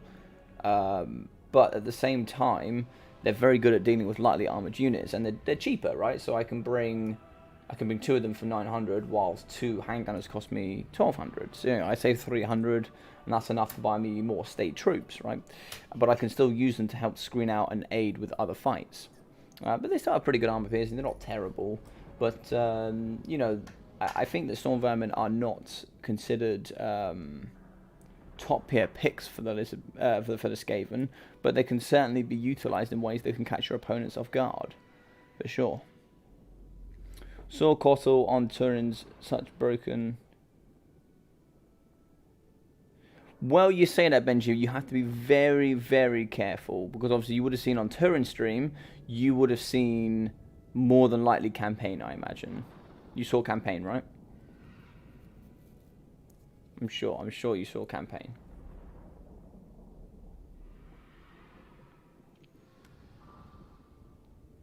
Or did you see it during multiplayer? The other thing you got to remember as well for Colotl is he is super squishy. He is I think it's like 2.7k health. He's super squishy.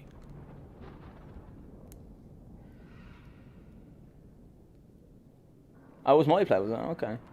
I mean, fair enough. Like, if he's good, awesome. But, like, don't forget, like, poisons changed as well. And also, don't forget, we're talking about Turin here. It depends who Turin was playing against as well. Like, Turin's a very strong player. But, what was I going to say? Yeah, fair enough, dude. Like, if he's good, he's good. Wicked. I'm all about it. I'm all about it. I mean, Lizardmen are going to be strong anyway. The Dowie have received some nice things against Lizard. I think Dowie are going to be a stronger pick now against Lizardmen. I think Dowie will be banned more now, for sure. I think the key bans for Lizardmen are going to become... They're going to stay VP, and I think it's going to be Dowie as well. I think they'll be the two bans. Empire will be another one that's in the mixture, and so will still Skaven, I think. Yeah, pretty much. If I get Skaven, it will be funny. I played them twice, I think, and then they came out. My army will be strange for sure. Yeah, I mean, I wouldn't worry about it too much. I think just enjoy it. All right, we have not heard from Artisan, so I'm going to kick him out. We've been here for ages. We're just going to get somebody else in. He said he'd be 1 minute. He's been like nearly 10 minutes. So we're going to get in Lindsay. Lindsay, you're up. Let's get it going.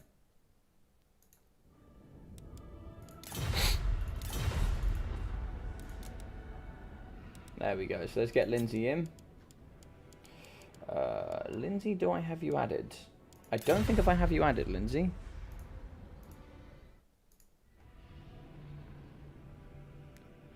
What it does matter is it's squishy. It hides all your dinos. You have no counterplay. Oh, oh, sorry. I thought you were talking about Exotl, not Colotl. So, oh, you're talking about the dragon thing, right? Yeah, it's very susceptible to getting shot for sure.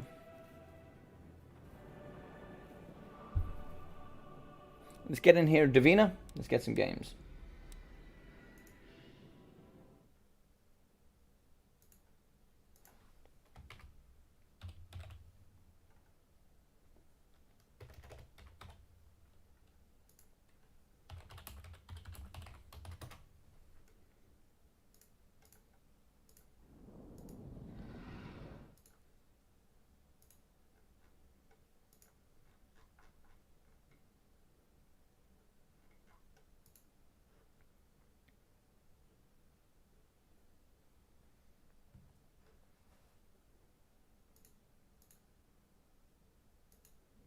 Yeah, no problem. Ah, there we go. Perfect. So let's roll for you. Let's see what you're going to get here. So Davina is going to be in. Let's use a Ranald's gift. And let's change the title.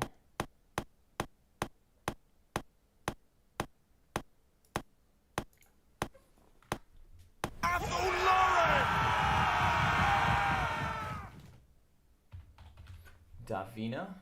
Perfect. Looks like we have Woodell's Sisters of Twilight. Fandabidosi.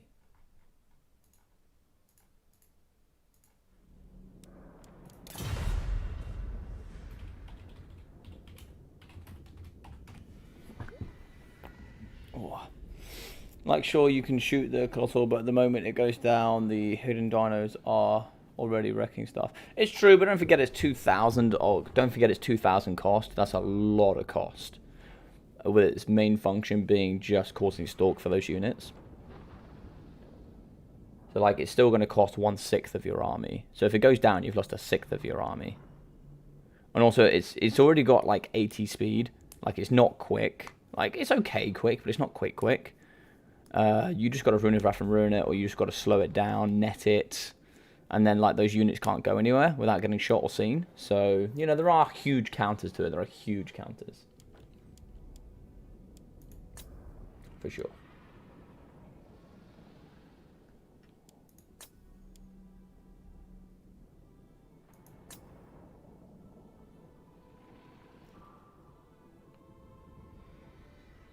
Don't know how TK will do against lizards in the DLC comes out. No different. That'll be even matchup still, I think. Yeah, even matchup. For sure. I don't think it's going to change.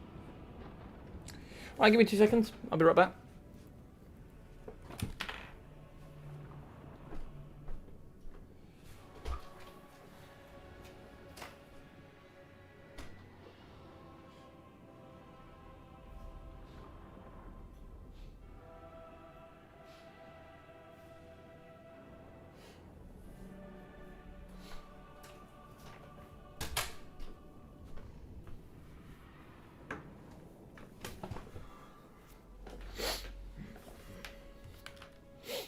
But it's kind of cool though. You gotta admit, Benji, it's kind of cool that you can use that to like to hide all your units. It is pretty cool.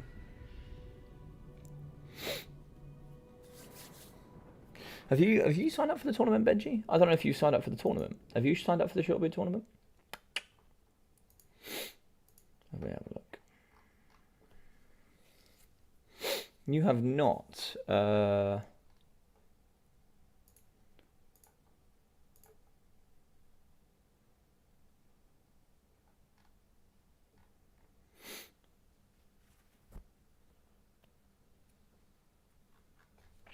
Is that something you'd be interested in, Benji? I don't know if you wanted to sign up for the short bid tournament or not.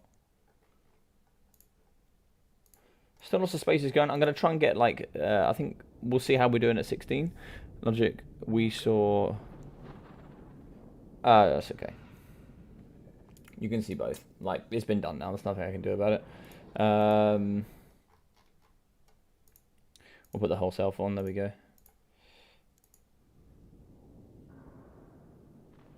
Ah, I see. Well, never mind then.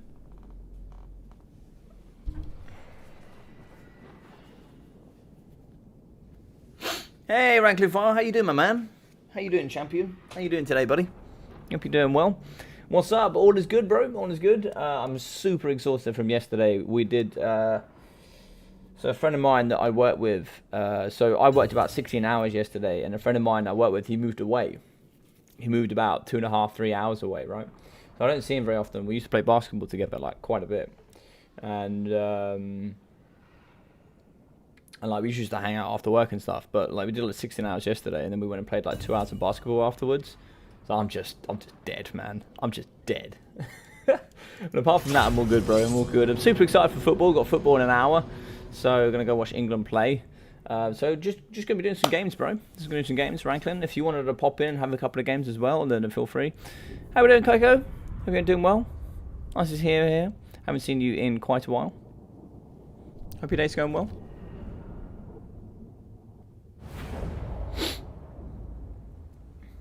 Alrighty. Let's do this. Hey man, I've made a screen blocker art. Can you use it next time Chad Torgrim signs up? I'm sure he will appreciate it. Yeah, sure man. Send it in the Discord. Let me have a little look. Oh. Or send it to me personally. Whatever you want to do. I'll check it out a little bit later. I have seen this one. I have seen this one. I've actually played on this one. This is going to favour the Wood Elves pretty heavily, but this is okay. This is okay. So we have Glade Rider Hagbane tips. It looks like here in the front we're also... Oh, yeah, screen blocker. There we go. So, forgot about that. So we're going to have some Glade Rider Hagbane tips. We're also going to have some the Hawkeyes of Drakira. Now, you don't see these bad boys very often, but the Hawkeyes of Drakira are certainly bad indeed. They actually have Discourage with their shots, and also have Smoke Bomb. We also have the Hagbane Tip Riders as well here in the forest. It looks like we are going to have the Wild Hunters of Kurnos with some Dryads. Looks like lots of Dryads, some Treekin, as well as the Firebark Elders. Now, Firebark Elders are really cool units here. That's why they have that mass physical resistance, fire resistance, and missile resistance as well. We are going to be having the Spellslinger of Life here in the back. She will be coming with the Dwellers Below, as well as Regrowth, Earthblood, Life Bloom, looks like the Blessing of the Ancients. Also looks like Power Stone and Opal Amulets. In the sky we are going to be having the Sisters here on top of their gorgeous Eagle. That thing is phenomenal.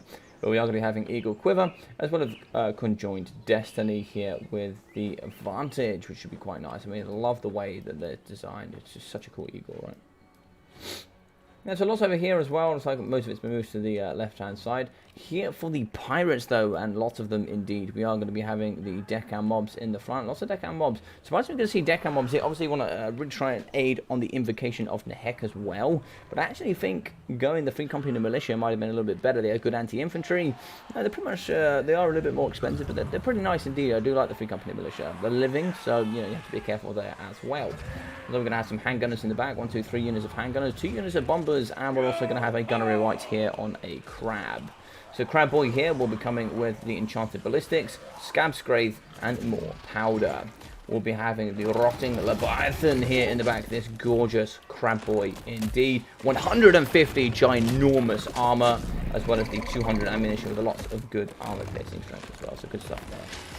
We are going to be having Aris Assault Spite on top of her crab, which we will be having the Spearfish's Net, as well as having Man That's Luck, Kraken's Bane, and all the other mutant psychology and good bits and bobs. Over here in the back, what have we got here? 2 riders of the Hagbane Tips in the back. Yeah, it looks to be set pretty much over here. So I think we're going to get some horse archers here. I think we're also going to be having some scurvy dogs in the trees. Looks like in these trees as well, we're going to be having some more glade riders, some wild riders, and it looks like we're going to be having some hawk riders of Jakira. They're certainly going to volley straight into the scurvy dogs. Both sides are going to be ready. So let's get into this.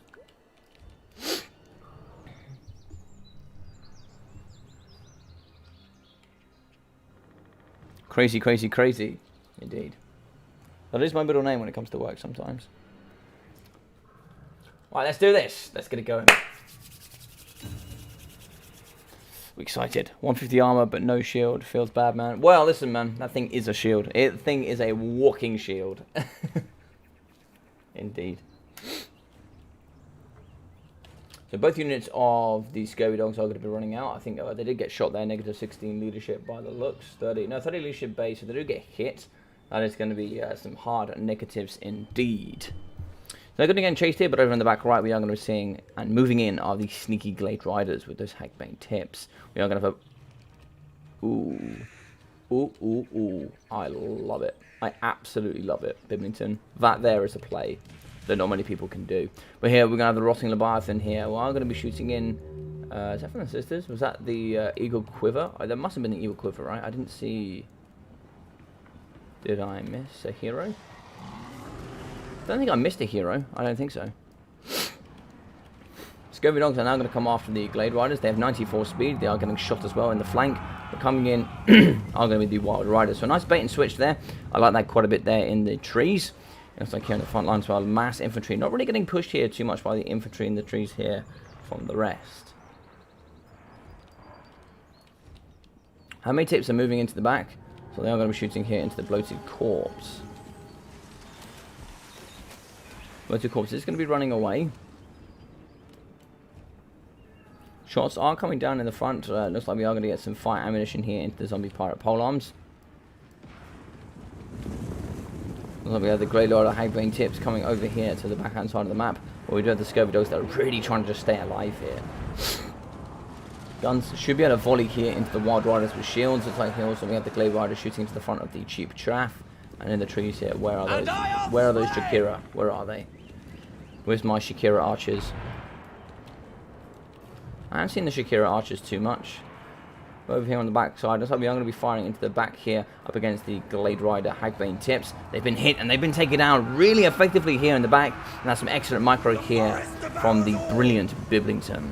He's going to be shut down. Those Scurvy Dogs taking almost no damage as well. We're also going to be pinning in up against the Wild Riders. Wild Riders are going to get shot here by those guns in the back as well. Crab coming through to the back. Invocation of Heck will be ready, I'm sure. Yes, we are going to have the Vampire Fleet Captain, Invocation of Heck, those summons, as well as all the other good bits and debuffs as well. So I think some of these units need to start moving to help aid that front line, otherwise it's too easy to turn and burn here. I think your Glade Riders are going to get shot too much if the front line isn't approaching. I think you've got to be careful of that. Sisters Twilight should be able to get their value, but single sisters don't count as engagement.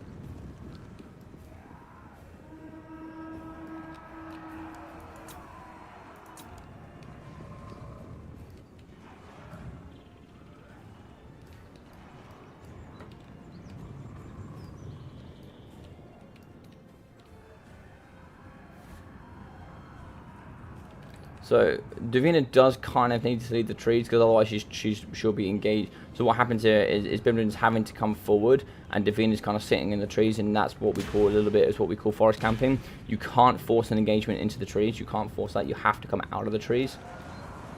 So obviously fighting the trees will give her just a massive advantage. Obviously Bimlinson doesn't have to go there, but at the moment, he's just going to be healing using Invocation of Heck and the ballistics as well. So it's just going to be an advantage for him as there's not really going to be as much healing.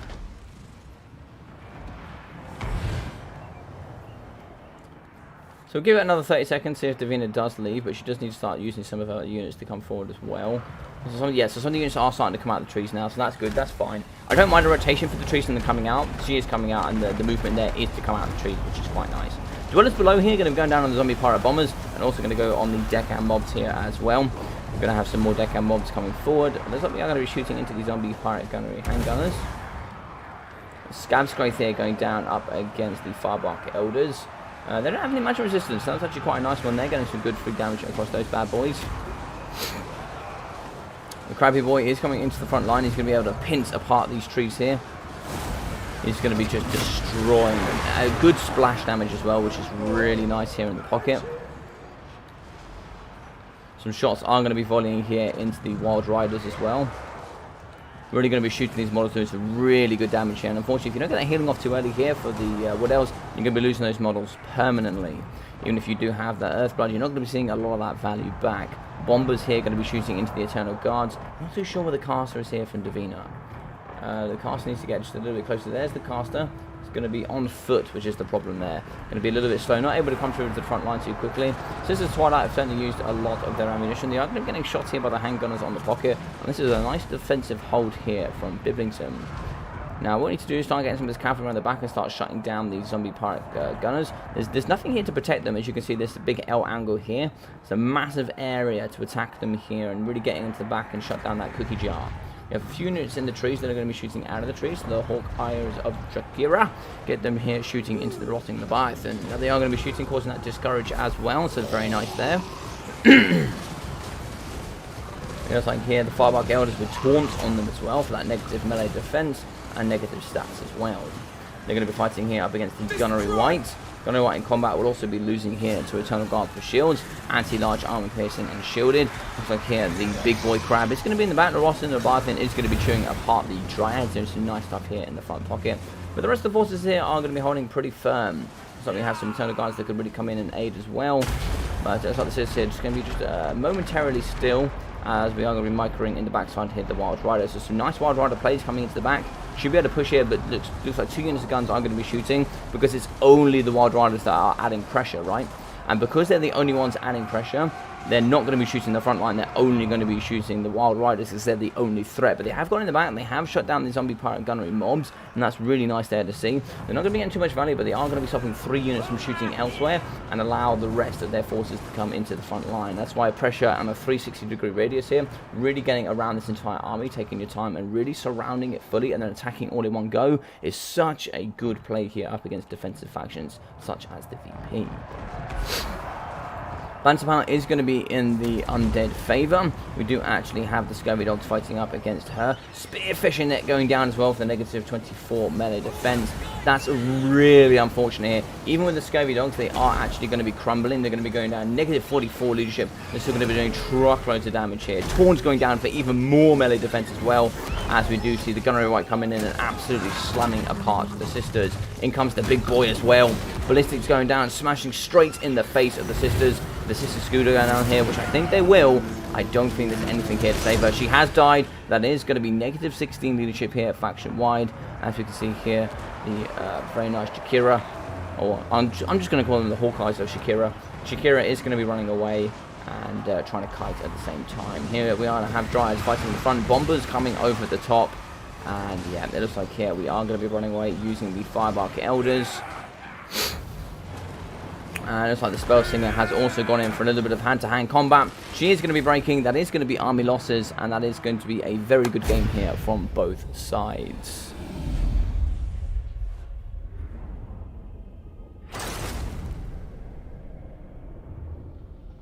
Maybe have a look.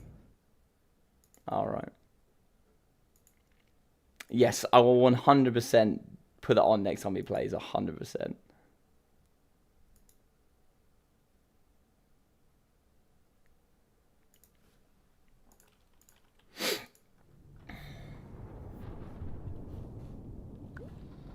Alright, so it looks like here we are going to have 15 damage value for Aranessa. Her Spear Net was just really super helpful. She actually just got shot a lot, but yeah, Spearfisher Net came very handy when it came to pinning in the Sisters. Getting those Scurvy Dogs around, using those crabs as well was really, really nice. The one advantage of the Spearfisher net compared to most things is the fact that it actually just pins it in place. It's like Flash Bomb, but better, because it pins it in place, it cannot move, and that negative 24 melee defense is just so huge. It looks like here we got 1,200 for the Gunnery Whites as well. Frontline did okay, the 170 there. Yeah, did fine, 110 as well. So 230, 680 here for the Bombers, 875, 1,300, 1,350 with 600 here from the Handgunners. And nothing for the Bloated Corpse, 1.5 and 1.1 here for the Scurvy Dogs, with 1,160 here for the Rotting Leviathan. So we got 2,000 damage value for the Sisters. Really nice stuff from Davina. Really well played from her. 700 for the Spellsinger of Live. 260, 380. With 830 for the Eternal Guards. Yeah, very nice. I think Eternal Guards with shields are quite nice in this matchup in particular. Simply because they could take a lot of those shots with those silver shields. But 1.6 here for the Hawkeyes of Drakira. The Shakira choice is actually really nice. I like it here in this matchup. The negative 16 leadership is actually really helpful. Especially if we're going to be like sniping out Lords and Heroes. Just one unit of that can be really, really nice. Otherwise, I think going wide with like the Starfire Shafts is quite nice. Lots of armor piercing, fire damage as well. Yeah, it's really nice. It is really nice. 340 here from the Wild Riders. 230, 150 here from the Glade Riders. 95, 288 for the Firebark Elders. With 350 as well. Yeah, so really nice. I think the only thing that I could say to improve here, if you are Davina, is having that front line hit, and then at the same time having the rear charge coming in at the same time at the back there from the Horseman while shooting. Because therefore, it leaves Biblington with a choice of whether he has to shoot and aid the front line, because he is going to lose that, right? He's only got cheap zombie pirate decker mobs. He's not going to win that.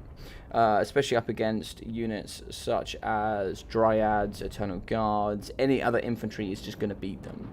And then he has to either shoot the expensive battleline cavalry and lose the front and then get hopped onto by the infantry, or he has to shoot the frontline infantry to aid it to help them win, and then forget about the cav in the back. Now, he's always going to shoot the cav, so as long as the cav keep moving, they keep shooting, and they keep being busy, and the front line just does its work, you will be able to hop on eventually, and you should be able to push over. That's where it forces his crabs out of position, forces them into the open, forces them to have to fight where he doesn't want to fight, keeps them pretty still, and then you just snipe them using the Hawks of Jakira, and you just snipe them also using the Sisters of Twilight. Use that armor sundering shot, and then also just get the nice armor piercing and negative to leadership here from the Weight Watchers.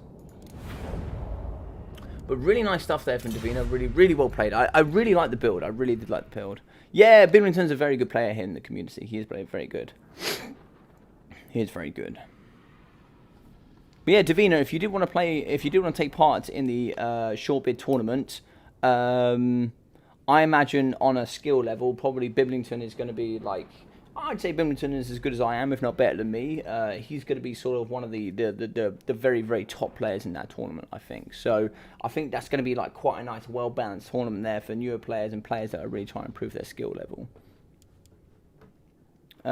Need more range for what else? Yes and no, yes and no. I think Davina had more than enough to snipe out single entities. Those two units were very good at sniping out single entities. And you snipe out the hero core here from them, and it's really nice. Yeah, I don't make my own builds so no archer spam. Yeah, and do you know what? I rate that, Davina. I rate you just making your own builds, trying them out yourself, and just keep playing. Yeah. HGM, how you doing, buddy? You can't archer spam versus a faction that can bring so many mortars. Well, you can. The way you can do it is you just bring Deadwood Scouts. Yeah, just bring Deadwood Scouts. 170 range. They have stalk. Keep away from the front line. Just keep shooting. Pretty painful. Shoot the front line. Do some good work. And they can only bring 4 mortars, don't forget. They can only bring 4 mortars. They can't bring any more than that. So like, for example, this matchup here for VP up against High Elves is very, very even, but it's pretty much range against mortars. Artisan, you're not playing against that. So I need to change this here. Let's go in. Let's change Biblington's score. So he can stay with the Empire, but what we'll do here is we'll change this and we'll give Biblington a new faction. But that was pretty fun. I like that, and I also love the fact that Davina makes her own builds. That's really cool. I think that's really nice here in the tournament scene as well, to like see some different builds and different plays. Yeah, I've seen quite a lot of Chinese players coming into some of my competitive tournaments, such as Battlemania, and seeing these guys come in and bring some really different meta stuff. You know, like common stuff we see bans for example, the Dawi. We see like over here in the Western western side of the world, we're going to be seeing, in Europe, we're going to be seeing a lot of, I see a lot of High Elf and Skaven bans. But he came in and he banned Dark Elves and somebody else that was still pretty, and Beastmen, I think, yeah. So two very different methods, different bans from the current meta, which is always interesting to see, and always pretty fun.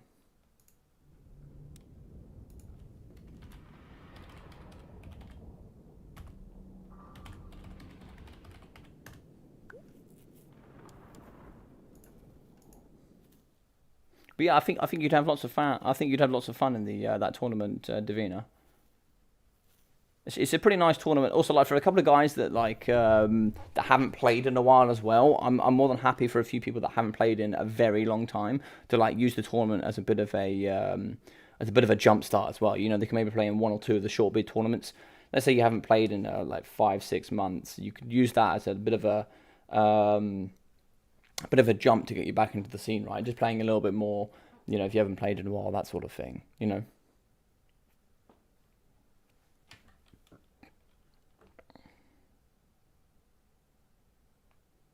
Not very nice to call Bibbles that. What's that, sorry?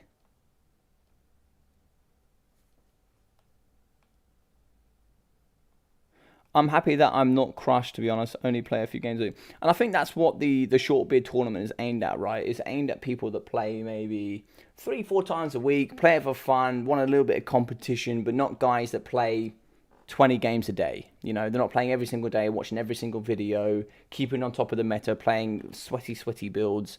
And when I mean sweaty, I don't mean that in like a negative way. I mean it in a way where like they are like they're builds that you squeeze every single element out of, get the maximum value you truly can, and like you're really optimizing your builds. What do you mean AoE change is great for Dark Elves?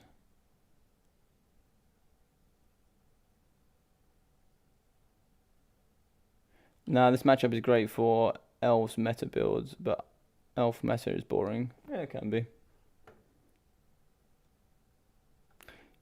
Yeah, what do you mean?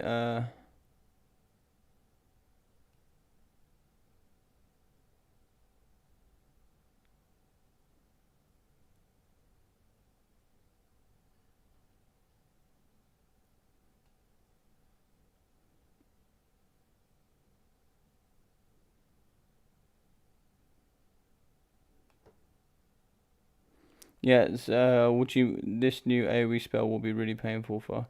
I don't think he means new AoE spells. I think he means how area of effect spells have been changed, not necessarily how there are new ones, right? I think with the new changes to area of effect damage spells is really going to affect box builds. It really is going to affect them, and it is going to affect the Dowie a lot. Like I've seen a couple of games where, like even Flock of Doom against the Dowie has got like 2,000 plus damage value, and it just in the current meta it does nothing. It just does nothing. Like you might see it get like 400 or 500 value maybe like on its best day, but like I was seeing it pretty consistently get 1,000, 2,000, 2,500 damage value very consistently against the Dowie, which is a faction that has a base 25% matchup resistance, and even on a 40% matchup resistance, I think I saw it got like 1,800. When Thoric came in, I saw like a nearly 2,000 damage game. With literally just transformation of Kadom and also Flock of Doom. So yeah, you got to be careful of that. Always logic. Do you think VP versus TK is even? Logic that exactly though. I wanna see the patch notes before judging. Yeah, I mean the patch notes will come out on Wednesday. So, you know, you guys can read through that, see what you think. That's all I'll say about that. Elves tend to be less blobbed than other factions. Yeah, 100%. Elves are not blobbed at all, in my opinion. I think if you just blob elves, apart from against a very select few factions, if you just blob elves, nah, it's not good. Holy patch notes come out soon, can make some armies up then. Yeah, Divina, they'll be out on Wednesday. When it comes out, boom, straight in. What I'll do, I'll leave a link immediately on the channel of where you can find them. So you'll be able to go straight into a Discord and you'll be able to find them. Straight up. I might even do a video going through all of the changes as well. Would you guys like that? Would you like me to go through the changes and how it might affect the meta here a little bit, and some things you might want to think about? Is that something you guys could be interested in? Because I'd be more than happy to do that. I think boxing for certain, like, so for those of you that don't understand, like, for example, people really have a go at other factions for playing certain ways. For example, I need to change the map to a slightly different map. Let's go with a Stillion team. So I feel like those guys that play rush build factions such as Beastmen, Greenskins, you know, these really, really fast, push hard factions, will never really quite understand box builds. And like people that play box builds will struggle with rush factions, especially at the top end of things, right? Like you can never quite or like, you know, take VC for example, the rush faction, right? The faction that has to rush. You know, you're going to be getting you need to have a level of understanding. Like actually box builds are really difficult to micromanage. Like you have to know what you can and can't get away with, and how you can and can't play. Yeah, and exactly what HGM is saying. Some factions have to box build because that's just how they are. So they have to play. Dowie can get away with not box building, but essentially even with a push, it's going to be a push box, right? The box is still going to exist, but it's still push, because essentially that's the way they form, right? Because they're so slow, they have to box. Yeah, well, I mean Dowie, 100% Dowie has to box. Dowie has to box. In any shape or form, in all their builds, they have to box.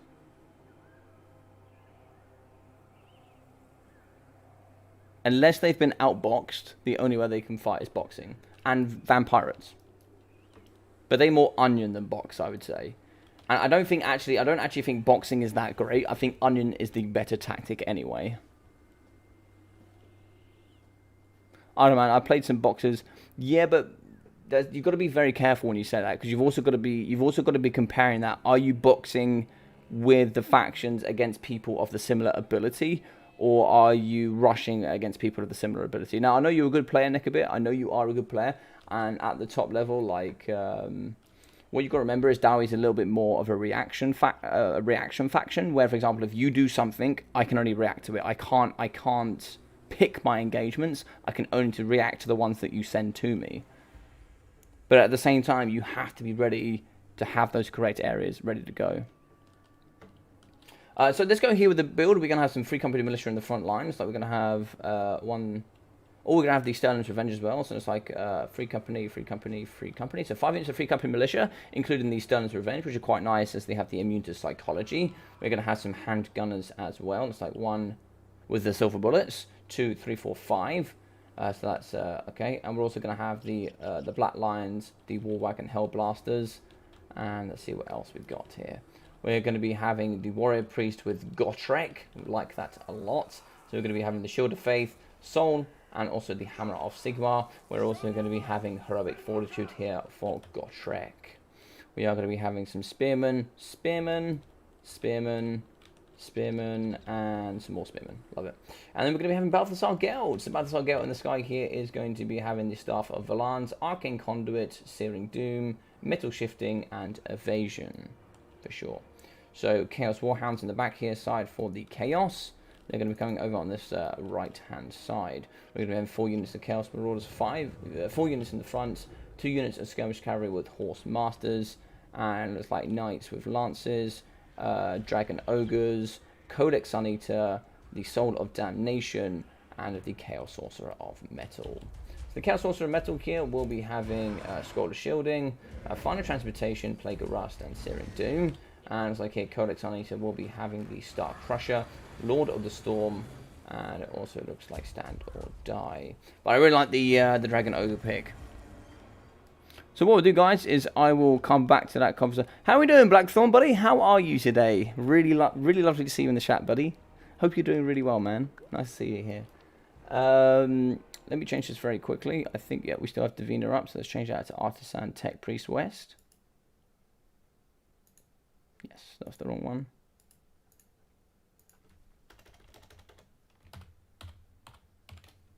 Artisan Tech Priest West. Lovely. Let's get onto this. So also we're going to be getting ready to go here. So guys, anybody that is watching today, please feel free to, if you really want to aid the content here and really help me grow here on YouTube, please feel free to smash that like button. It really will promote this YouTube live stream as well as all of the other content here I do on the channel. It will go to the wider audience of YouTube. Also, please feel free to subscribe as well. It really will help me here towards that 1,000 subscribers that I'm really trying to reach. So I can become here a content creator with CA, and I can become a content creator here with YouTube and try and earn a little bit more stability as well. So going forward here, we are going to have the 10 units arrangement at 11 here with the Black Lions, with the Hellblaster volleys as well. 965 armor piercing damage value, 250 range. These guys are no meme indeed. Who am I kidding? They are the meme. But I love it. So they're going to be shooting here into the Marauder Horsemasters. They do have 50 armor, but there's so many guns here. I don't know how this is going to work. So this is going to be a bit more of a box.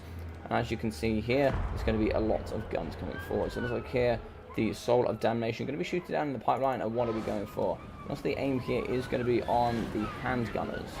The big hit here on the handgunners, coming in with their lovely yellow here from the sub-faction.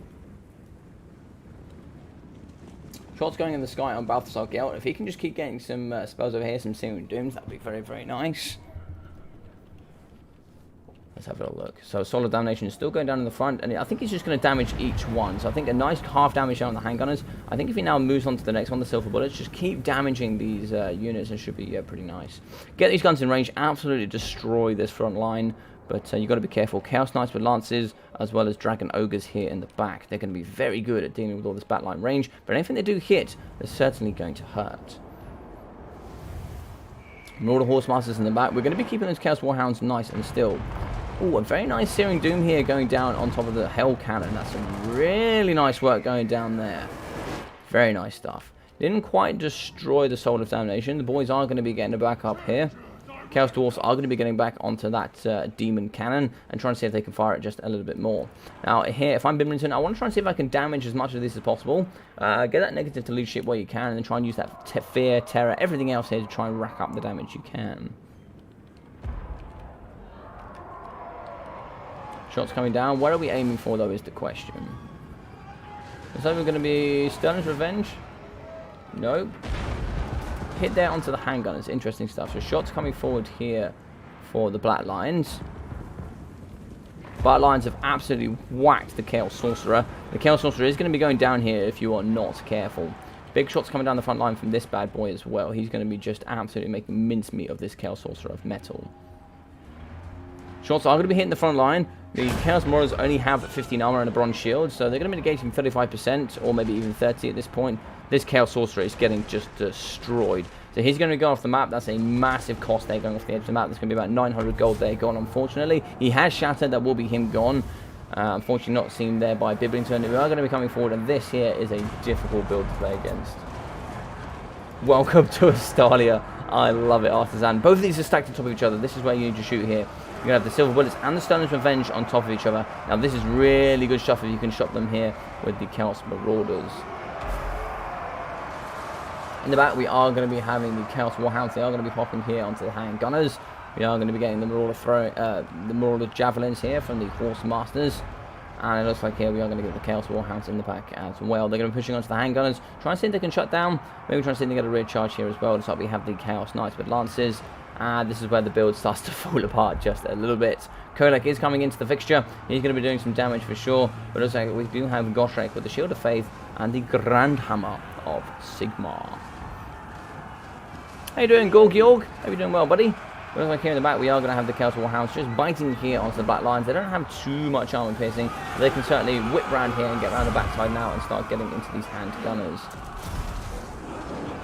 So they are going to run away, and excellent stuff there. They can now push onto the handgunners. But looks like here we do have the mighty Dragon Ogres coming in, and they're going to come in to slap some cheeks for sure. Big hammers coming through.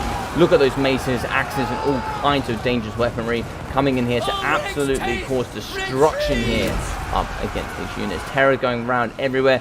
Gotrek is going to be inbound. Now, this boy has some bonus first large for sure. If we get a look at him, I think it's at least 32 bonus first large, I'm sure of it. 35 bonus first large. That's so much multiplier here on top of Kolek. Stark Archer going down, increased armor piercing and base weapon splash damage as well. Kolek does need to get out of here. You can certainly do with getting your Warhounds in, as well as your Chaos Marauders to pin in Gotrek, and then take on the Warrior Priest. Look at that negative there. Units routing, losing in melee, getting absolutely slammed here by that goddamn ginormous hammer, and he is going to be terrified and broken. Fantastic stuff coming here. Astalia is starting to take a bit of a punch to the face, unfortunately, but we do have some spears in the back. These boys can get involved and certainly do the god's work here. Certainly do the god of Sigmar. We have some more Marauders in the backside here. Maybe trying to see if we get some guns back into the fixture, but as you can see, the Chaos Warhounds are going to be cleaning up crew here in the back. Some good charges coming in from the Horse Masters as well. Lovely cannon shots. So we are going to have an overcasted Searing Doom coming down in the pocket. Lovely Searing Doom coming down on the Dragon Ogres, also Kolek and some Chaos Marauders. They are about to slap cheeks here up against Kolek's Sun Eater. Let's do it. Get in and start decimating this Warrior Priest. Punch to the face there with that ginormous hammer. It is going to be breaking him. He will get terrified, and that there should be enough from him. So what's going on here in the back? It looks like here we have two of them left. Oh, there's the other one. So they have been broken. I think they were more than likely pushed here by the Marauder Horse Masters. Guns have been shattered left, right, and centre here. Handgunners are going to be getting pushed on by the Chaos Warhounds. Some are coming back into the fixture, though. 3 units in the back here. We can certainly get some volleys here into the Dragon Ogres. That could be some very nice value here up against Kolek's Sun Eater. Looks like we have the Sterling's Revenge as well as the Free Company Militia. Sterling's Revenge actually has some good AP as well. They could just do with doing as much damage value here up against Kolek as possible. He doesn't have any healing. And it looks like Gotrek is going in as well. So Gotrek is going to be trying to do the Sigma work here up against Kolek. He does have loads of bonus for Sludge. Could do with some maybe increasing stats on him. Even some Winds of Magic going off here to give that extra armor piercing. Looks like he has nothing to help that, unfortunately. A lot of the units here are going to be going down, breaking here as well. Balance of Power are going to be shifting even further. The Sterling's Revenge to have immune to Psychology. Oh my god, that bent so hard. Looks like here we're also going to get the Chaos Warhounds to clean crew. And looks like here the Sterling's Revenge are going to break as well. Lots of damage has gone on Kolek. That is going to just maintain Balance of Power for now. But as you can see, Gotrek is going to be fighting hand to hand here up against the Chaos Marauders. He could certainly do with not fighting up against that infantry. That's not where he's going to get the most value. It looks like Astalia here really has tried its best. It's going to be a lovely Searing Doom coming down here. Lovely Searing Doom. That's a really nice Searing Doom. Lots of damage has gone down on Kolek. And so the Warrior Priest is still broken. He will be getting escorted very kindly off the edge of the battlefield. So we have some handgunners coming back into the fixture as well. The rest has been broken. Some spearmen broken as well. 2 units of spearmen on the floor. And it looks like in the sky it's just going to be Balthasar Gale. It's 112 speed. Could be interesting to see if he comes back into this. I highly doubt it, but there is a possibility. There is a possibility. There you go. That will be leadership. Well played here. And welcome to Astalia, gentlemen. Fantastic stuff. Going to make rank 9 spearmen work today. Of course you are. Of course you are. Balthasar Gale, nearly 2,000 damage value. Really lovely Searing Dooms there. 1,660 for Gotrek. 200 here for the Warrior Priest. I can see why these two were partnered together. But it looks like 270 here for the Free Company Militia. 180. 330 here from the Sterling's Revenge, 100 and 180 here as well. For the handgunners, 150, 370, the ROR 155, 32 and 312, with 1,477 for the Black Lions. Really good at removing there up against the Chaos Sorcerer of Metal. And then looks like here in the back we got 220, 190, 180, and also 160 here for the Spearmen. We've got 1,500 for Kolek's Sun Eater. Front line 650, 850 here for the Chaos Marauders, and 520. 1,550 for the Chaos with the Lances. Looks like 162. 786 here for the Chaos Horse Masters. They just rack up so much value in my opinion. I do love the Horse Masters. 650 here for the Chaos Warhounds, and 688. Looks like 580 here for the Dragon Ogres, with 1,280 for 161 kills here for the Soul of Damnation. That was such a fun build from Master Santa. I goddamn loved that.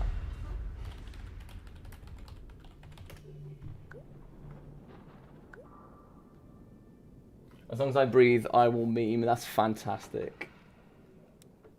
LOL, the world will be a worse place without you. I agree so hard. I agree so hard. Balthazar shall rule our hearts. Our hearts he shall rule.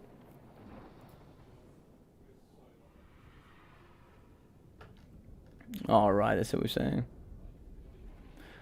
High Elves seems to be the weaker of the Elf factions for sure. I would probably see High Elves or Dark Elves. They're certainly the weaker ones. I actually think Wood Elves is super strong. I think Wood Elves will probably be an S tier in the new game. In the new game. In the new DLC, I think they will be S tier for sure. For sure. I think Greenskins will be there or thereabouts. If Greenskins drop down to an A tier, which is possible, I think that Wood Elves will slightly jump up. It all depends on that matchup, right? It all depends on that matchup, in my opinion.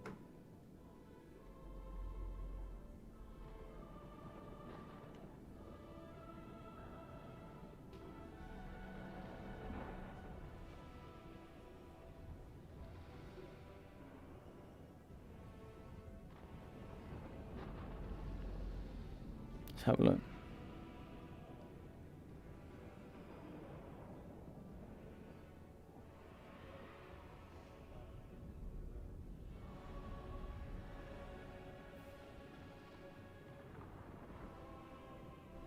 Yeah, I think a lot of people as well. Like, you know, it's all about learning. It's all about learning your factions, right?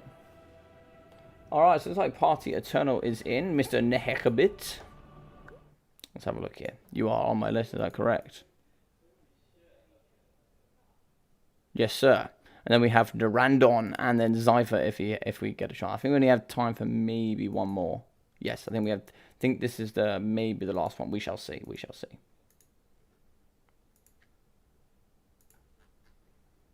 Fandabby Dozy, let's get this rumbling.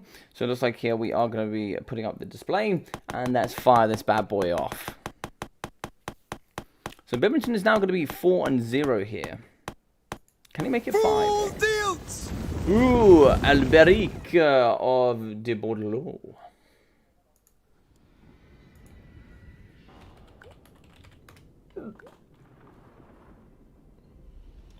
Give me a faction I play, or it's not going.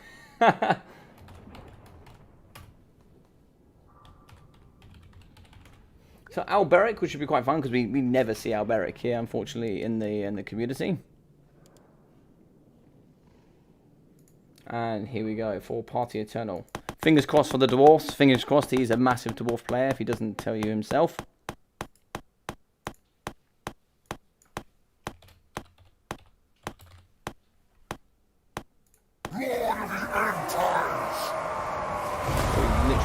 Just had chaos, so we'll do that again.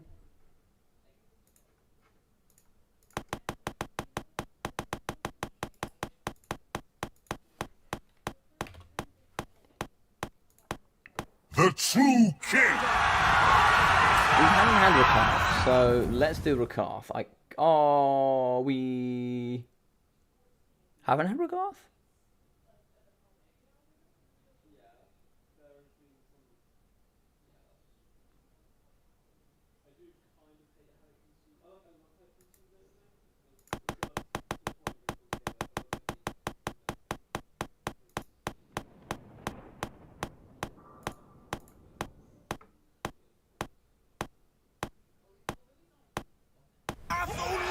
We've had so many worlds. Give me something that we haven't had yet. So we haven't had dwarfs.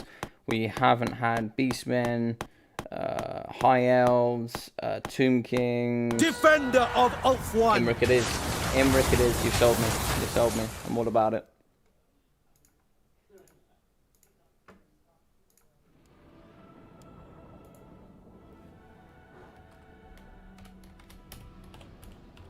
Chad Imric indeed.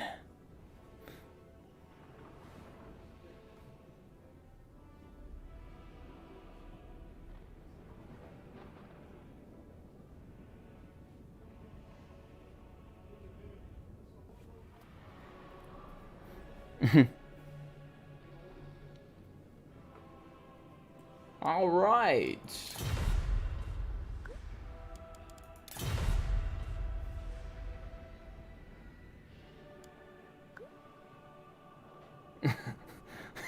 I mean, that's not my bad. That's not my fault. Right, let's go with... I like Prague. Prague is quite the fun map. Alright, give me a second, ladies and gentlemen. I'll be right back. Can you show the borderlow colours? Of course I can. Anything for you, Zypher. Anything for you, buddy. What we'll do here, we'll give you a nice little picture to go away with whilst I'm gone. You can look at this lovely, lovely high elf whilst I'm gone. I'll be right back, guys.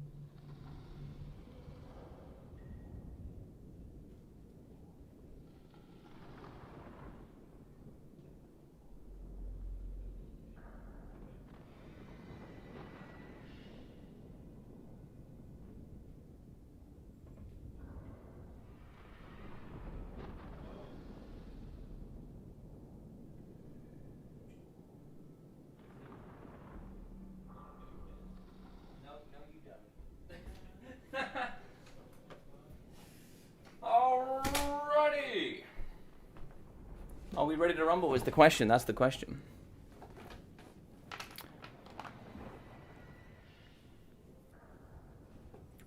Tell him to suck it up. High elves are easy. Alright, so is Biblington going to make this 5-0, or are you going to see Nekabit come back with a big fat victory? Going to be on the big map Prague. Yeah, I like this map. It's quite nice. Quite a nice map.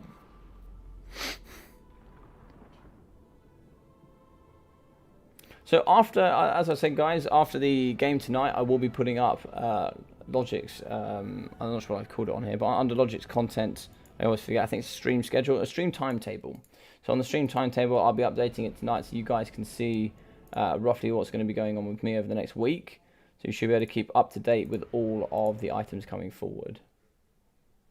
There should be a minimum of 3 tournaments here on Challenge. We should be having some more fun tournaments like this as well, so it should be pretty good.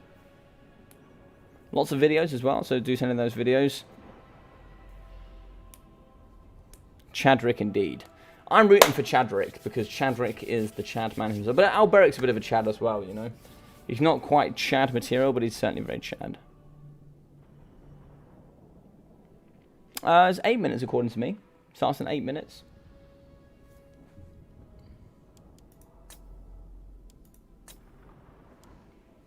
Ooh, 2 very different builds. I like it.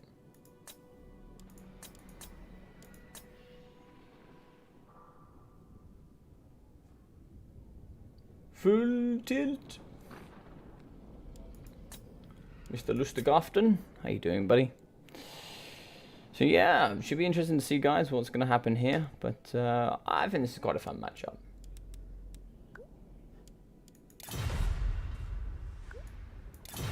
I'm ready to.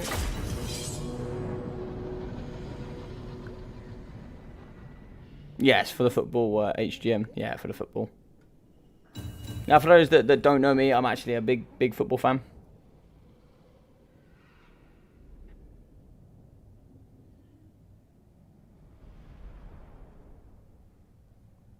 Yeah, I think you're 2 minutes ahead of me, CJ. I'm on 53 here. But no, yeah, I'm a big football fan. I've always been a big football fan, so I like watching my country do well. But at the same time, you know, I love playing Warhammer just as much. So.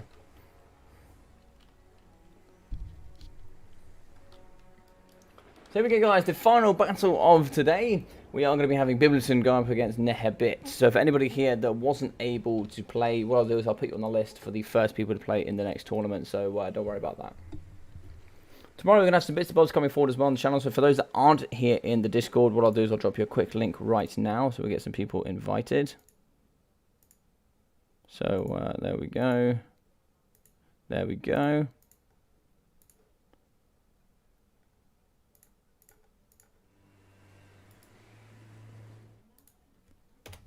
If UK wins, just don't go out on the streets. Yeah, no, that's true, man. I've seen like central London. It looks like absolute madness out there. So in the back here for the High Elves, we are going to have 2 units of the Silver Helms, and here we are going to have a Noble on foot for the anti-large as well. We'll be having the Mage of Shadows with Pendulum and Enfeebling Foe, with Imric here, who will be having the Dragon Horn, which is an amazing ability. We're going to be seeing some very similar abilities as here as well coming forward in the new DLC, with some Silvering Guard, some Spearmen. Lots of Spearmen and Silvering Guard. And it looks like here we're going to have some Lothar and Seaguard 4 units in the back, with the White Lions of Chase and some Silver Helms. Lovely. Pretty all good round build there. And for the Bretonians, we are going to be having some Peasant Mobs in the front, 4 units, with some Men at Arms. We are going to be having 6 units of the arrows. It looks like some Peasant Bowmen, Pox arrows, Peasant Bowmen, Pox, Peasant Bowmen, and Pox. We're going to have some foot squires as well. Very good anti-infantry armor piercing. That's like 2 units of those bad boys. And in the back, some defenders of Fleur-de-Lis, the Questing Knights, and the companions of Quinel. Companions of Quinel go to the anti-large variant of the anti-infantry Questing Knights. And here in the sky, on top of his big bad beast, we are going to be having El Beric. He's going to be holding his shield nice and high. He's also going to be coming here with the Braid of Bordelot. We'll be having the bonus first large and leadership, and we'll also be having the Wrath of Manon, which will be coming here with that good discourage and all the other good wind abilities. You'll be having the Spirit of Tempest, and we'll be having a Damsel of Life here. We'll be having Squad of Shielding, Regrowth, Earthblood, and the Life Bloom.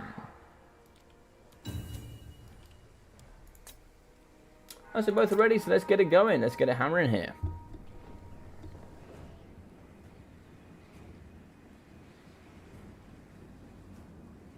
Okay, guys, I'm off to go watch the game. See you, Logic, and all have fun. Cheers, buddy. Thanks, CJ, for hanging out. Take care, dude. Yeah, no trebuchets indeed, bro. No trebuchets. But I think this is going to be a pretty mean build nonetheless. I think it's gone a little bit more mobile here, because obviously you don't know how much cavalry is going to come. But these 4 units should be able to deal with most cavalry indeed. The defenders of Fleur-de-Lis here also coming with that immune psychology, with that frenzy, etc. It's quite nice.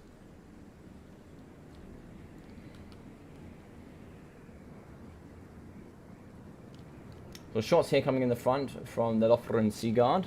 They're going to be firing straight into the peasant mobs. Now, you're not really going to get too much value there, but poison and normal arrows going to be shooting into the spearmen. So maybe a little bit more value coming here from the arrows here of the Bretonians. Obviously, they're going to be 500 here compared to the 100 of the peasant mobs. Spirit of Arms, 30 armor, no shields. More volleys here coming at the peasants, but as we can see, they're now going to be shooting into the back here, up against the archers. Big shots coming down there. Lothar and Seaguard have some good shield as well. Anti-large potential for that protection here. Cavalry is going to be coming around the flanks. We only have 2 units of Silver Helms here to protect. They can certainly push through the front line here, or they can sit and hold and maybe try and see if they can... I don't know if Silver Helms are going to be able to do too much here. They're certainly going to use the downhill charge. But it looks like the peasant boys are coming forward. They're going to aid in this conquest. And it's now going to become a bit of an arrow off.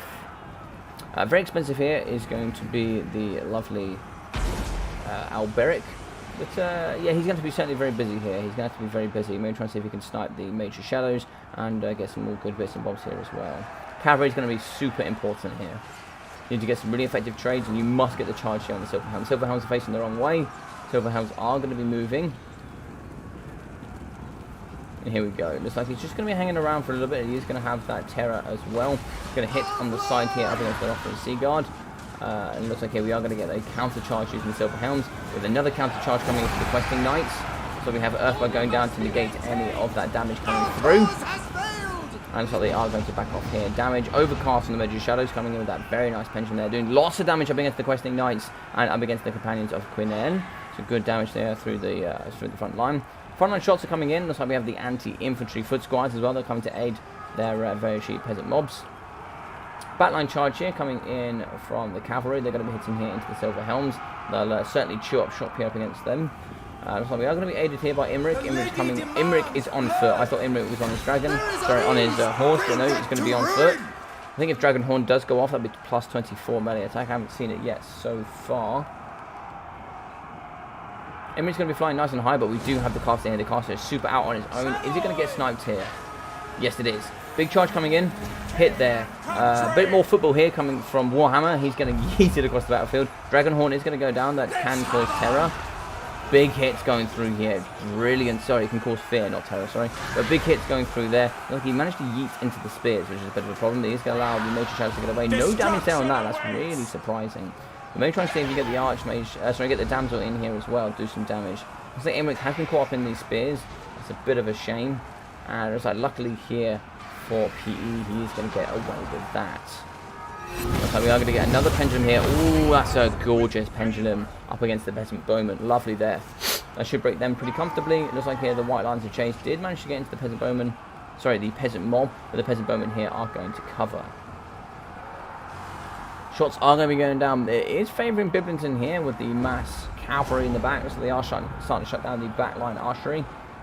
We are going to be losing 1, 2. 2 units are broken here on the field, made that 3. Also going to be another nice pendulum here going up against the Silvering Guard. Oh no, I don't know what that is. Oh, that's the Maflan. Oh, okay, I've not seen that before. That's because I never see Elberic's and seen that's really nice. The Manan wind spell there is really nice. I quite like that. That's really nice. I thought that was a pendulum there, but that was really nice. It looks like here the boys are going to be pushing in. They're going to be trying to spear here up against the Damsel. But as they do blob around here, you're going to be seeing this mass onslaught of shots coming in up against the spearmen. Looks like we could get a Dwellers. Do we have a Dwellers below? We don't have a Dwellers below. That would have been so gorgeous here. That Dwellers below would have been so nice. Now get all the cavalry in as well, see if you can help aid and remove that. But it's like we are going to be losing her.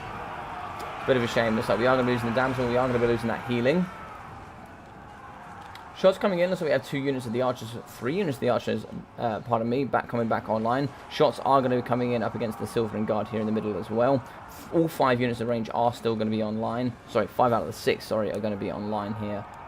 Oh no! He's allowed the caster to get away. She is going to get away. She's going to come back. Scholar shielding on herself as well for that protection. So she will be coming back here into the fixture. So we could certainly try and see if we get a regrowth off here. Looks like, oh, we have got a regrowth off for Elberic. Fantastic stuff. That's going to be some excellent healing there for him. And should really shift balance of power here back into the Bretonnian favour. It's going to be pretty heavy here now for them. And it looks like here, no healing from the High Elves means that they're going to be struggling here just a little bit. Also damage coming in from the Lothran Sea Guard. Looks like they are going to be sniping out the caster of the Major Shadows. She has certainly been broken. She has now been shattered. And we will be saying goodbye to her. Broken as well. Going to be the Lothran Sea Guard. 1, 2, 3 units have broken there. Looks like it is going to be the Court versus the World. Looks like it is going to be Imric with the Dragonhorn and the Noble as well fighting. Plus 24 melee attack, plus that fear. Going to be very helpful here on foot as they are fighting as well. Charges coming in from Elberic. Big hit there going on top of Imric. And that is going to be a massive victory here for the Bretonnians. Fantastic. Imric on foot is a crime. Indeed, indeed. 400 here for Imric, 800 for the Major Shadows, with 418 for the Noble. So we've got 270, 93, and 170 for the Spearmen, with 87 here for the White Lions of Chase. 1.2, 570, 350 here for the Silvering Guard, with 511, 770, 460, and 320 here for the Lothran Sea Guard, with 760 and 680 here for the Silver Helms. The Silver Helms performed really well, actually, much better than I thought they were going to. But looks like here we've got 1,000 from Elberic. Peasants, 160, 160, 110, and 160. Looks like they very comfortably pay for themselves. 200 here for the men-at-arms. 650 and 530 here for the foot squires. 677, 730, 418, 750, 912, and 775 here for the peasant bowmen. Very nice from them. As well as looks like 780, 530, 620, 660 and 1,500 here from the Companions of Quinnell. The Companions of Quinnell, very nice units. Very nice indeed.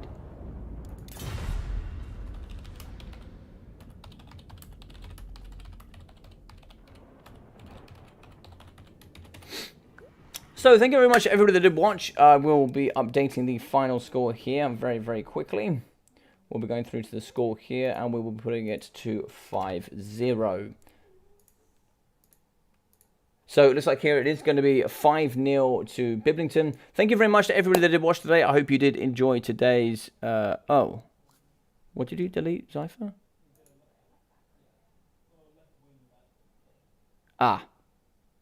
Thank you very much for deleting that. I actually just heard it next door. So, yes. I did just hear that England scored. But, thank you very much for deleting that, Cypher, but I did just see. But, no worries. Thank you very much, everybody that did watch. I hope you have a fantastic rest of the evening. I'll be seeing you all tomorrow. Tonight, I will be updating my stream schedule. So, please double-check that. Make sure I'll be attaching all the stuff there for you guys to sign up.